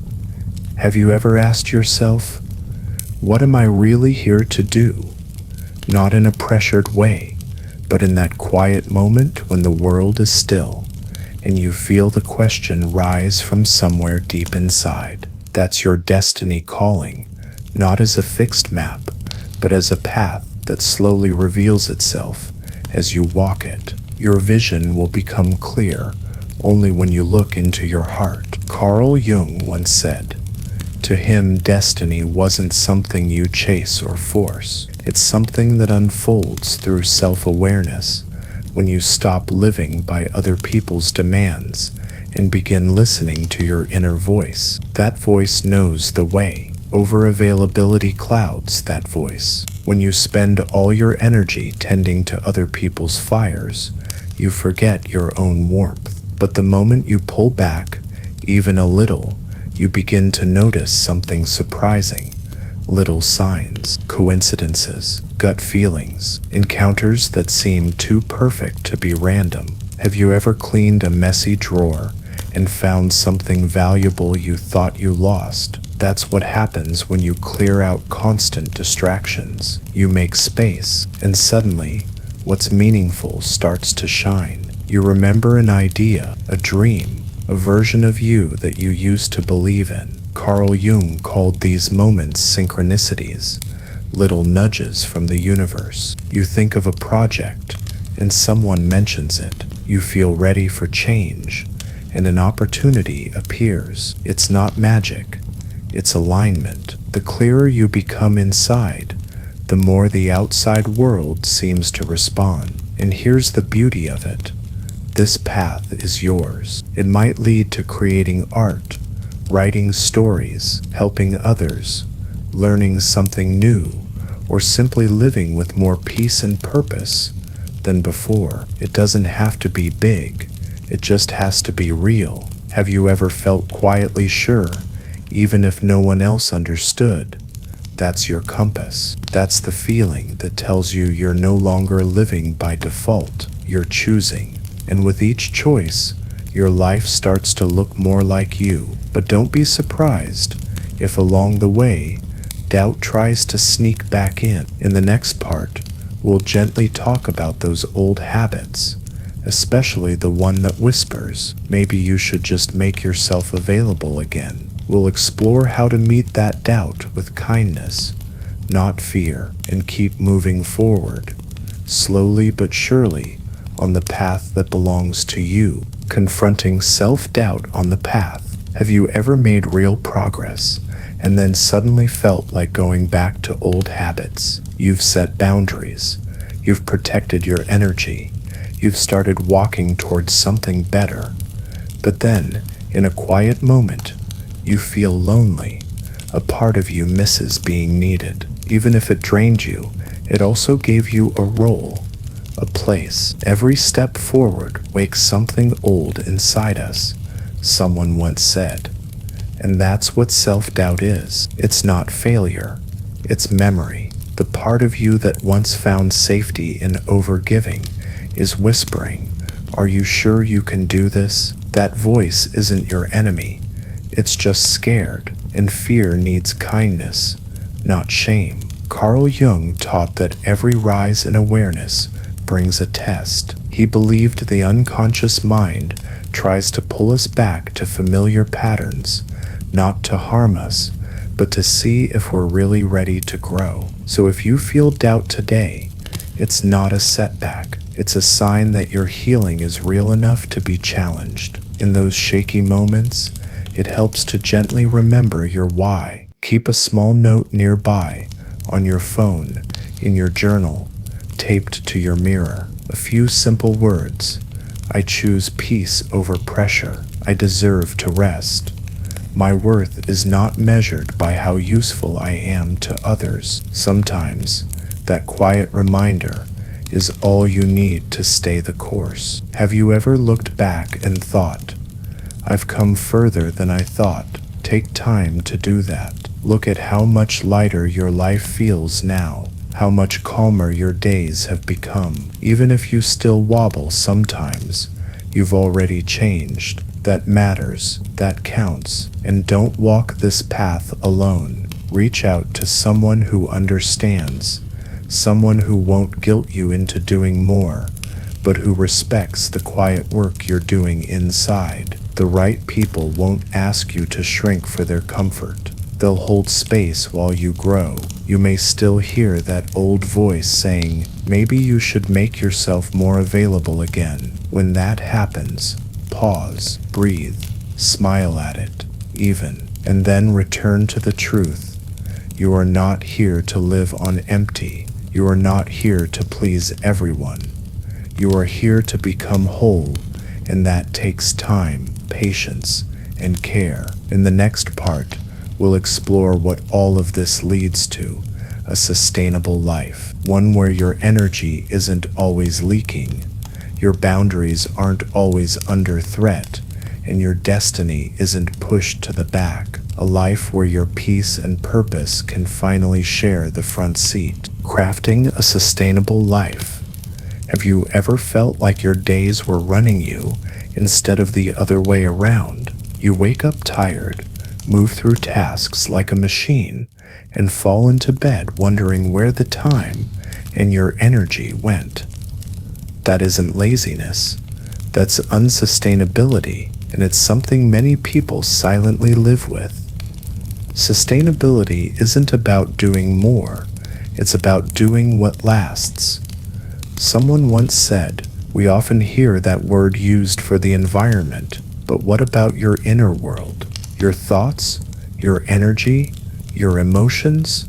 You are an ecosystem too, and if everything is being poured out and nothing is flowing back in, something will break. Carl Jung believed that balance wasn't a luxury, it was necessary for the soul to grow. Too much service, and you lose yourself. Too much isolation, and you lose connection. But when you learn to hold both, solitude and support, giving and receiving, you begin to live in a rhythm that restores you instead of draining you.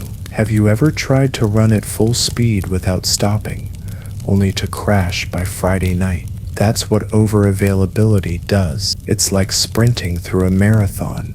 You burn out fast. You get snappy, resentful, numb, and yet the world keeps asking. That's why you need a life that feeds you as you go, one where your energy doesn't constantly need to be rescued. The good news is, you've already started building that life. With every boundary you've set, every mindful choice, every moment of rest you've claimed without apology, you've been shifting, slowly, quietly, from chaos to care, from depletion to design. And this new design, it supports you. You're not just surviving the week, you're moving with clarity. You don't dread Mondays, because you're no longer living in a loop of yes, yes, yes, collapse. Your days have shape. Your choices have meaning. You're not running on empty anymore. You're running on purpose. Have you noticed how your body feels when you say no and mean it? There's a soft relief, a grounded stillness. That's your nervous system learning safety. That's your life becoming sustainable, not only in motion, but in spirit. In the next part, we'll look at how this gentle strength begins to shape the world around you. Because the more stable you become, the more others feel it. Sometimes, saying no doesn't just protect you, it challenges others to grow. You'll see why your boundaries, your calm, and your quiet not now can be a gift, not just for you, but for them too. Becoming an example, empowering others by protecting yourself. Have you ever noticed that when you stop doing everything for someone, they often figure it out on their own? At first, they might get upset, confused, even distant. But then something interesting happens. They start solving their own problems. They begin leaning on their own strength, and all because you stepped back, not out of meanness, but out of love. Helping isn't always helping. Someone once said, sometimes being the fixer means people never learn to fix things for themselves. When you're always available, always saying yes, others may forget they're capable. But when you protect your time, gently, consistently, you give them a quiet invitation to grow. Carl Jung believed that personal growth doesn't stay personal. He taught that when one person begins to change, when they live with more awareness, more balance, it sends ripples through the people around them. You don't even have to say much. Just by living your truth, you set a quiet example. Have you ever watched someone hold a boundary gracefully and felt inspired? That's what you're doing now. When you stop apologizing for your needs, when you make space for your own life, you show others it's possible. You're living proof that it's okay to care and to say not right now, that you can be kind without being constantly drained.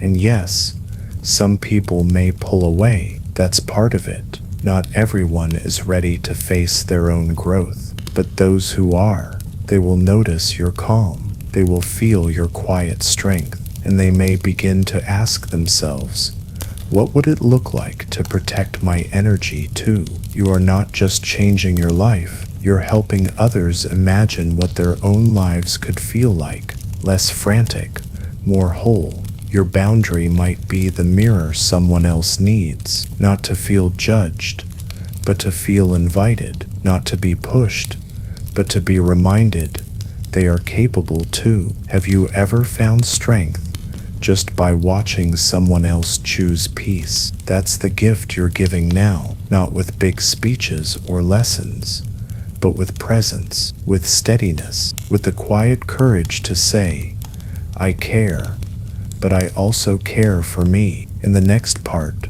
we'll talk about how to protect that strength during big life changes, because during moments like moving, changing jobs, or starting new relationships, old patterns can sneak back in, and you'll want to know how to stay grounded when everything starts shifting around you. Boundaries during transitions. Have you ever noticed how change, no matter how exciting, can also shake your sense of who you are? A new job, a move to a new place, a fresh relationship. These beginnings often feel like clean slates, but they also carry a quiet risk, the temptation to fall back into old patterns just to feel safe. Moments of change are the best time to choose differently, someone once said, and yet these are also the times we feel most unsure. When everything around you is new, your mind may reach for the familiar, like overgiving, people-pleasing, or saying yes too fast. That's why staying grounded becomes even more important. Carl Jung believed that transformation must be rooted, or it floats away in uncertainty. So in times of transition, hold on to what anchors you. Maybe it's morning journaling, even just 5 minutes with your thoughts. Maybe it's deep breathing before answering a message. Small rituals can act like lighthouses when the sea around you shifts. Have you ever said yes in a new place just because you didn't want to seem difficult? That's where self-reminders help. You've already done the hard work of setting boundaries. Don't leave those lessons behind just because you're in a different setting. A new chapter doesn't mean starting from scratch. It means writing from wisdom. Start clear. Start honest. Whether it's a new coworker, a roommate, or a romantic partner, let them see who you really are from the beginning. Not your old role, not your mask, just you, with needs, limits, and dreams. The earlier you speak your truth, the easier it is to keep your peace. Transitions can feel shaky, but they're also full of potential. They give you a chance to walk in as the version of yourself you've worked so hard to become. Not the fixer, not the overgiver, but someone balanced, someone who knows that space isn't distance, it's self-respect. Have you ever stepped into a new place and felt strangely free? That freedom is real. It's the absence of old expectations, and you can use it to rebuild slower, softer, smarter. You don't need to rush. You just need to remember what matters now. In the next part, we'll explore a quiet but powerful idea, sacred solitude, Jung's view of deliberate inward retreat. Because sometimes the best way to find yourself again is to be still long enough to hear your soul speak. Sacred solitude, anchoring your new identity. Have you ever felt the need to step away, not because you're tired of others, but because you're ready to meet yourself again? Not to run from the world, but to return to the quiet place inside where your real voice lives. That's the gift of solitude, not loneliness, but sacred space. Solitude is where one discovers they are not alone. Someone once said, Carl Jung believed this deeply. He saw solitude not as an escape, but as a time of deep alignment, a retreat into silence, not to disappear, but to reconnect. When the noise of the world fades, you begin to hear what matters again. This kind of solitude doesn't have to be dramatic. It might look like a day with your phone off, a morning walk without headphones, a weekend spent writing, reading, or simply resting. It's less about doing something special and more about doing nothing and allowing that to be enough. Have you ever taken a break and realized how much you needed it after the fact? That's how sacred solitude often works. It clears away the invisible weight you've been carrying. It lets you check in. Am I still being true to myself? Have old habits crept back in quietly? Am I still choosing my peace? Think of it like stepping off stage to review the script. You've been performing, living, choosing, saying no, setting boundaries. But every so often, you need to pause and ask, is this still the role I want to play? Or have I started performing for others again without noticing? Solitude helps you feel the difference. You reconnect with your body, your emotions, your dreams. You notice if you've been holding your breath too long. You catch where your energy is leaking again. And gently, without judgment, you come back to center. And here's the beauty: you return stronger, not harder, not colder, but steadier, with a softer voice and a stronger spine. Because when you've spent time alone with your truth, it becomes harder for the world to shake it out of you. In the next part,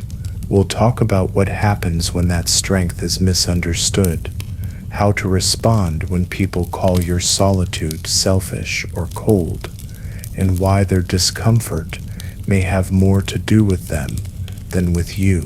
Handling criticism, reflections of their shadow. Have you ever made a healthy change in your life, only to be told you've become cold or distant? You are finally protecting your time, saying no with love, choosing peace over pressure, and suddenly someone says, you've changed. But isn't that the point? Criticism often reveals more about the speaker than the target, someone once said, and Carl Jung would agree.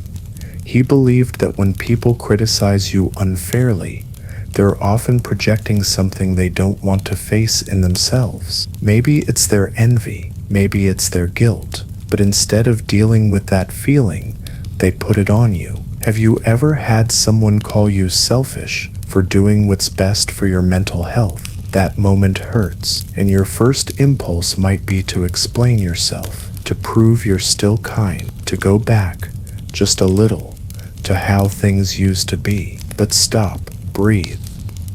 Look again. Their words might not be about you at all. Jung taught that projection is when someone sees in you what they can't accept in themselves. So maybe they call you distant because they wish they had the courage to set boundaries. Maybe they say you've changed because you've stopped letting them take without giving back.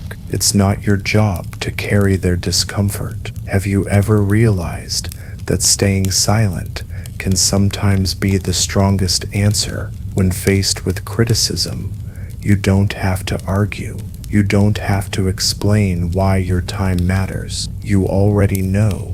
Your choices are rooted in clarity, and the people meant for you will understand, even if not right away. And those who don't, they may fall away, or they may grow. Either way, your calm response becomes a mirror, not to shame them, but to remind them growth is possible, that quiet strength is possible, and it begins with self-respect. Have you ever walked away from someone's judgment, not angry, but more certain?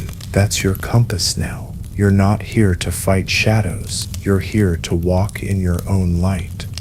Gently, steadily, without needing to explain every step you take. In the next part, we'll talk about how to stay open-hearted in this process, how to keep your compassion alive without reopening the door to burnout or being used. Because the goal isn't to harden, it's to soften wisely, balancing compassion and self-protection. Have you ever cared deeply for someone, but felt completely drained after helping them? You listened, you gave advice, you showed up again and again, and afterward, you felt heavy. That's not failure. That's your inner self quietly saying you gave too much. Boundaries aren't barriers, they're bridges.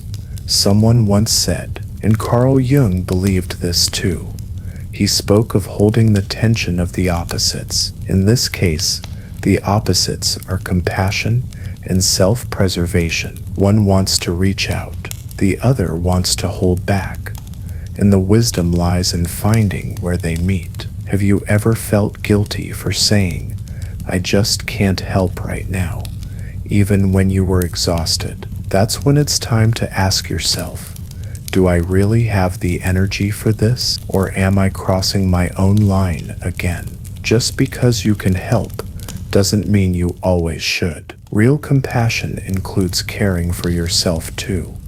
You can be kind without being consumed. Offer your help when your heart feels full, not out of guilt, not out of fear. And if you feel yourself dimming, take a step back. You can love someone deeply and still protect your peace. Carl Jung saw the ability to hold both truth and kindness as emotional maturity. You don't need to choose between cold distance and full emotional entanglement. You can say, "I see your pain and I hope you heal," without being pulled into fixing every piece of it. Have you ever wished someone well from a safe distance? That's healthy. That's balance. You can have empathy without becoming their emotional sponge. You can hope for their growth without losing your own center in the process. And when in doubt, return to this simple question: am I showing up from love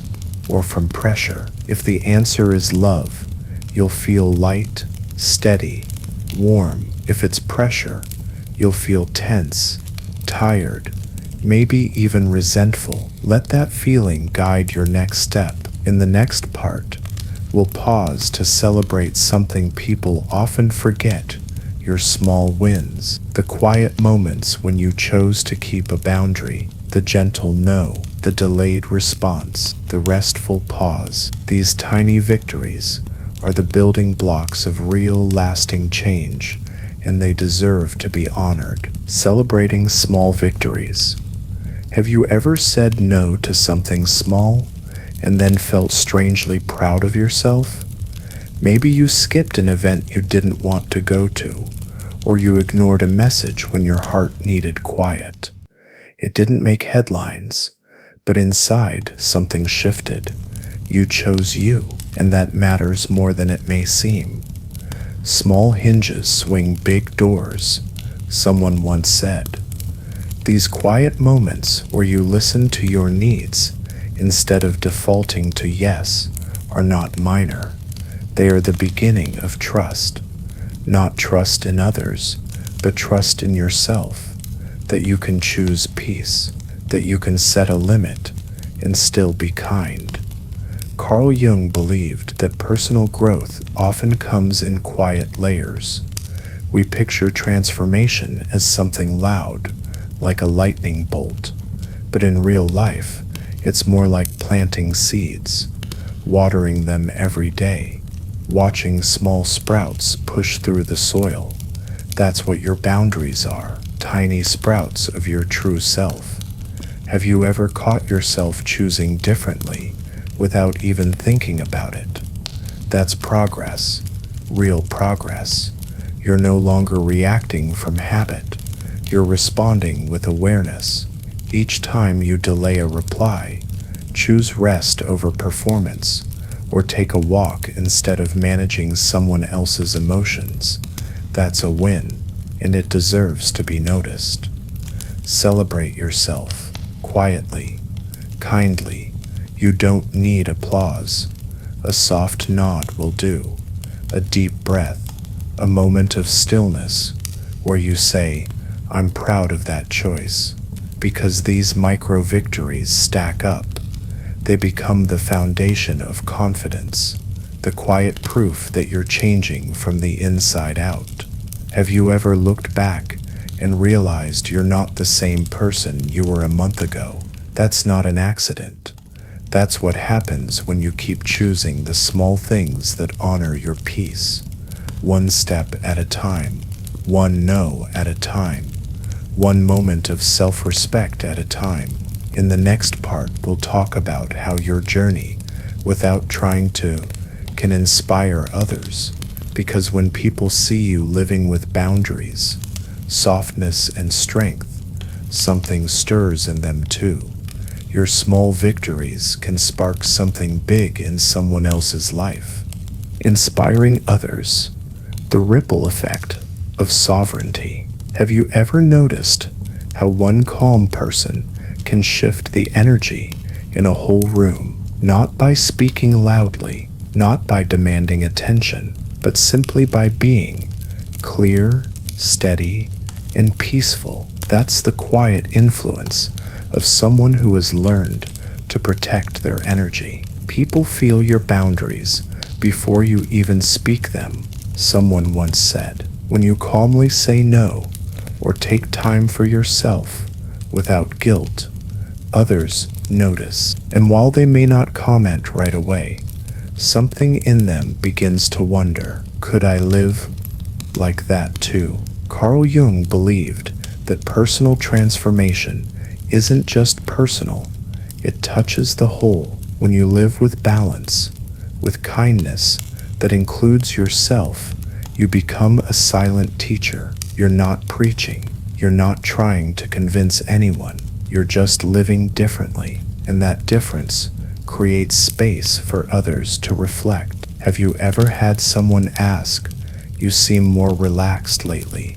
What changed? That's the ripple. Your steady choices, small and daily, become an invitation. People start to notice that you're no longer overwhelmed, that you're present, but not drained, giving, but not disappearing.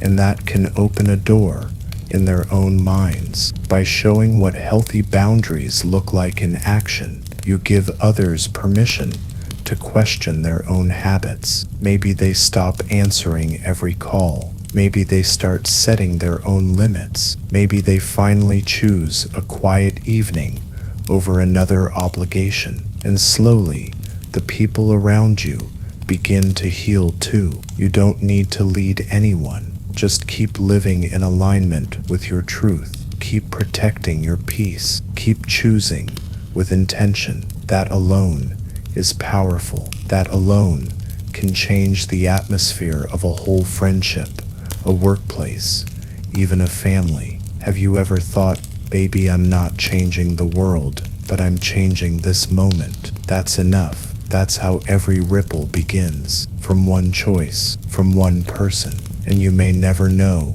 how far that ripple travels. In the next part, we'll return to the heart of this entire journey. We'll revisit the core idea that overavailability is the thief of destiny, and gently gather everything you've learned into one final reflection. The ultimate reflection. Reclaiming your destiny. Have you ever looked back at a season of your life and wondered where all your time went? The calls you answered, the favors you agreed to, the energy you poured into everyone but yourself. It's not a failure, it's a pattern, and now you see it clearly. Overavailability wasn't just tiring, it was quietly stealing your life. Overavailability is the thief of destiny. This isn't just a phrase, it's a gentle warning, a reminder that your time and energy are not infinite. Every yes you give away without care is a no to something deeper, something calling your name, something that belongs only to you. Carl Jung believed that our true purpose, our individuation, is the journey toward becoming whole, not perfect, just real, honest, free. But overavailability traps you in roles and routines that aren't even yours. When your energy is tied up in everyone else's needs, your own dreams don't stand a chance. Have you ever had a quiet dream tucked in the back of your mind, but never enough space to chase it? That's the cost. Overavailability doesn't just drain you in the moment, it delays your life. But here's the good news. The moment you become aware, the moment you pause and choose differently, you begin to take it all back. And yes, transformation takes courage. You'll feel guilt. You'll face pushback. You might even lose people who only liked the version of you that never said no. But on the other side of all that discomfort is something better. Freedom. A life where you choose how your energy is used. A life that fits your spirit. Carl Jung taught that reclaiming your energy is how you reclaim your identity. And with that identity comes clarity, strength, creativity. You begin to write your own story again, not just play supporting roles in everyone else's.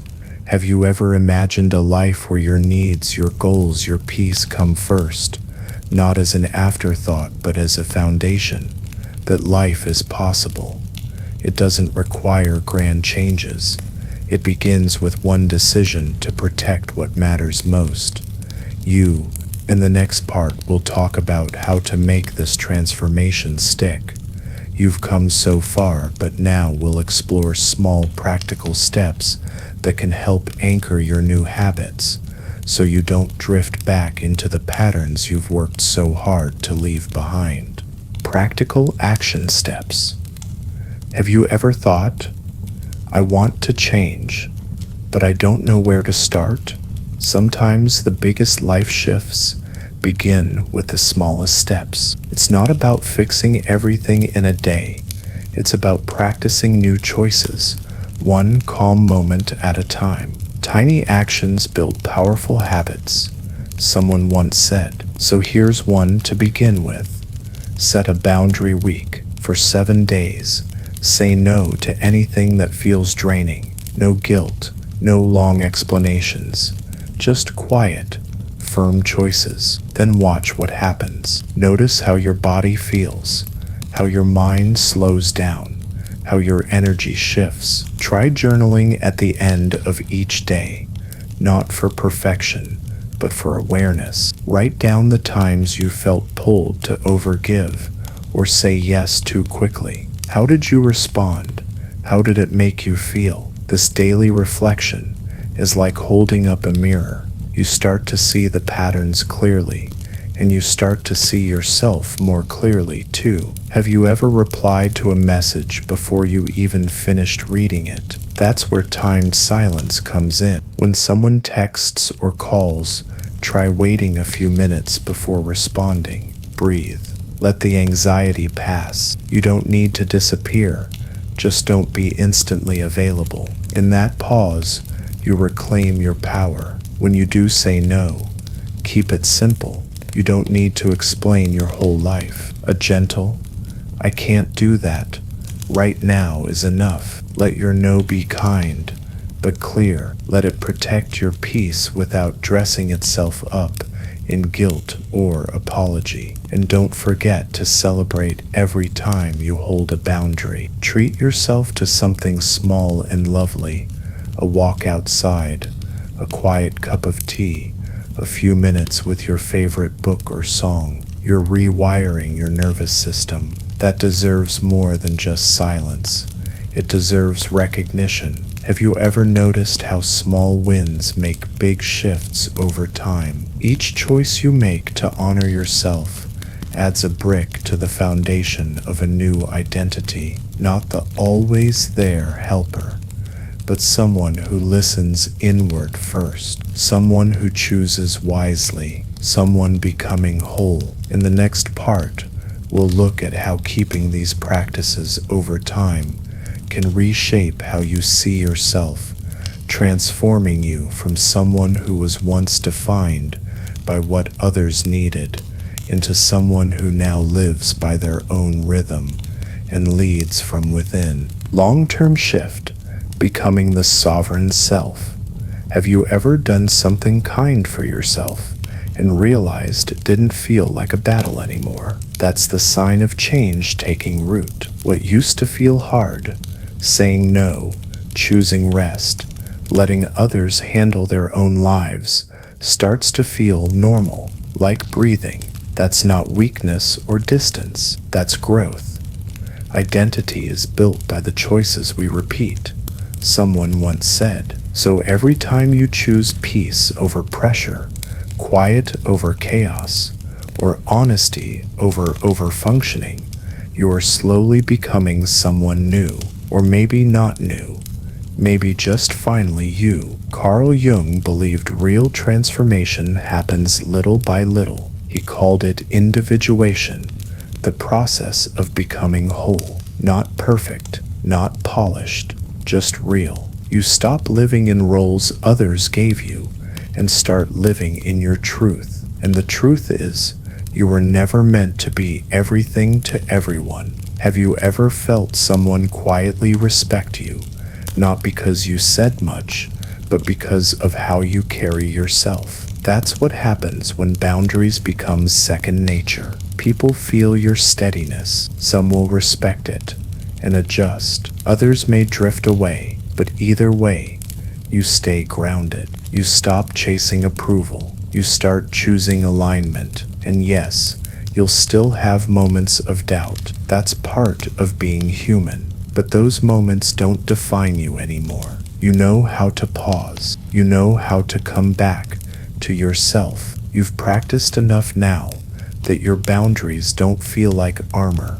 They feel like skin. This long-term shift isn't about becoming hard or distant. It's about becoming rooted. You can love others deeply and still say, not today. You can care and still leave space for yourself to breathe. You don't disappear when you step back. You arrive fully present, fully aware, fully sovereign. Have you ever looked around and realized your life feels more like your own now? That's no accident. It's what happens when you stop trading your energy for validation. You no longer sell your presence cheaply, and you no longer apologize for needing time, space, or truth. In the next part, we'll explore one final shift, embracing solitude without loneliness. Because when you truly belong to yourself, quiet isn't empty, It's sacred, and that stillness is where your greatest strength begins to rise. Embracing solitude, no longer a slave to external validation. Have you ever been alone, not because you had to be, but because you chose it and realized it felt peaceful instead of empty? That moment might feel unfamiliar at first, but slowly, solitude becomes less about absence and more about presence, your own. True peace comes when you stop begging for your worth. Someone once said, in the early days of stepping back from over-availability, the quiet might feel like loneliness. You might miss the constant pings of being needed, but over time, that silence softens and begins to sing a different song. Carl Jung believed that solitude is where the soul speaks loudest. It's in stillness, not noise, that we meet the truth of who we are. And when you no longer live for other people's approval, solitude becomes a sanctuary, not a sentence. It becomes the place where you create, heal, think, and breathe deeply. Have you ever sat on a quiet morning, no calls, no messages, and felt light in your chest instead of anxious? That's the shift. That's what happens when your nervous system begins to trust that you're not in danger when you're alone. You're just in your own company, and that company is finally enough. Loneliness often comes not from being by yourself, but from being disconnected from your own values. You can be in a crowd and still feel hollow, but when you're walking your own path, even alone, there's a fullness, a sense of quiet rightness that no amount of praise could ever replace. And when you learn to validate yourself without applause, without response, you gain something rare. You no longer panic when you're unseen. You no longer chase after every approval. You start to know, deep in your bones, that you're doing what's right for you. And that's enough. Have you ever thought, Bestum, I used to feel lonely in the quiet. Now I feel free. That's the fruit of all your boundary work. You're no longer spread thin. You're no longer performing. You're simply here, in the moment, living as yourself. And it's not lonely. It's sacred. In the next part, we'll talk about how to gently share this new version of yourself with the people who matter.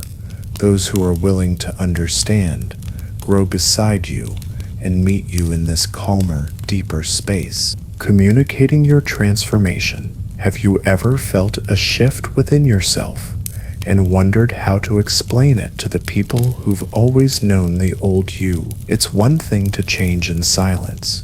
It's another to be seen in your new form. And sometimes, that part takes just as much courage as the change itself. People who love you want to understand you, someone once said. So when you feel ready, talk to the ones who truly matter, your close friends, your supportive family, your partner. Let them in, not with guilt, not with defense, just quiet honesty. Share that you've been feeling worn out, that you're learning to create balance, not distance. Carl Jung believed that transformation becomes real when it moves from the inside to the outside. That means letting your new habits show, saying no without a long excuse, taking time without apology, and speaking your needs simply. Not everyone will get it, but the right people will try. Have you ever explained a boundary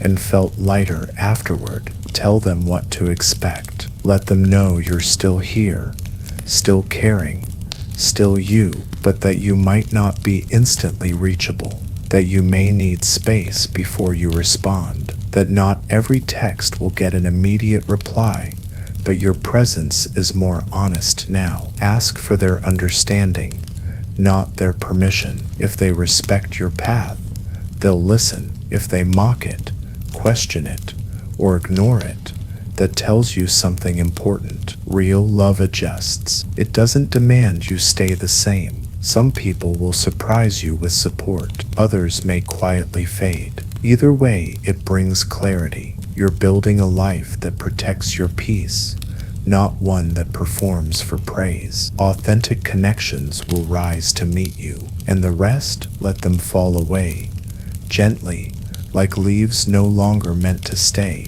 Have you ever noticed how your truth becomes easier to speak? The more you live it, that's the reward. You don't have to prove your growth, just live it. Let your days speak for you. Let your energy reflect the care you've learned to give yourself. In the final part, we'll gather everything together. One last thought, a gentle call to action, and a reminder that this journey toward peace, toward self-respect, toward wholeness, is one you can carry forward for the rest of your life. Have you ever reached the end of something and realized it's also the beginning? That's where you are now. You've listened, you've reflected, and now the next step is yours to choose. Not rushed, not forced, just a calm, honest question. Do I keep living for others, or do I start living for myself? Overavailability is the thief of destiny. That warning has echoed through every part of this journey, not to scare you, but to gently open your eyes. Overavailability steals from the quiet parts of your life, your rest, your focus, your dreams. And now, you know what it sounds like, what it feels like, and most importantly, how to change it. Carl Jung believed that every soul carries a path it's meant to walk, and the only way to walk it is to be fully present in your own life, not constantly caught in everyone else's. You've learned to set boundaries. You've faced guilt and kept going. You've chosen solitude when you needed it, and connection when it was real. Have you ever said no and felt peace afterward?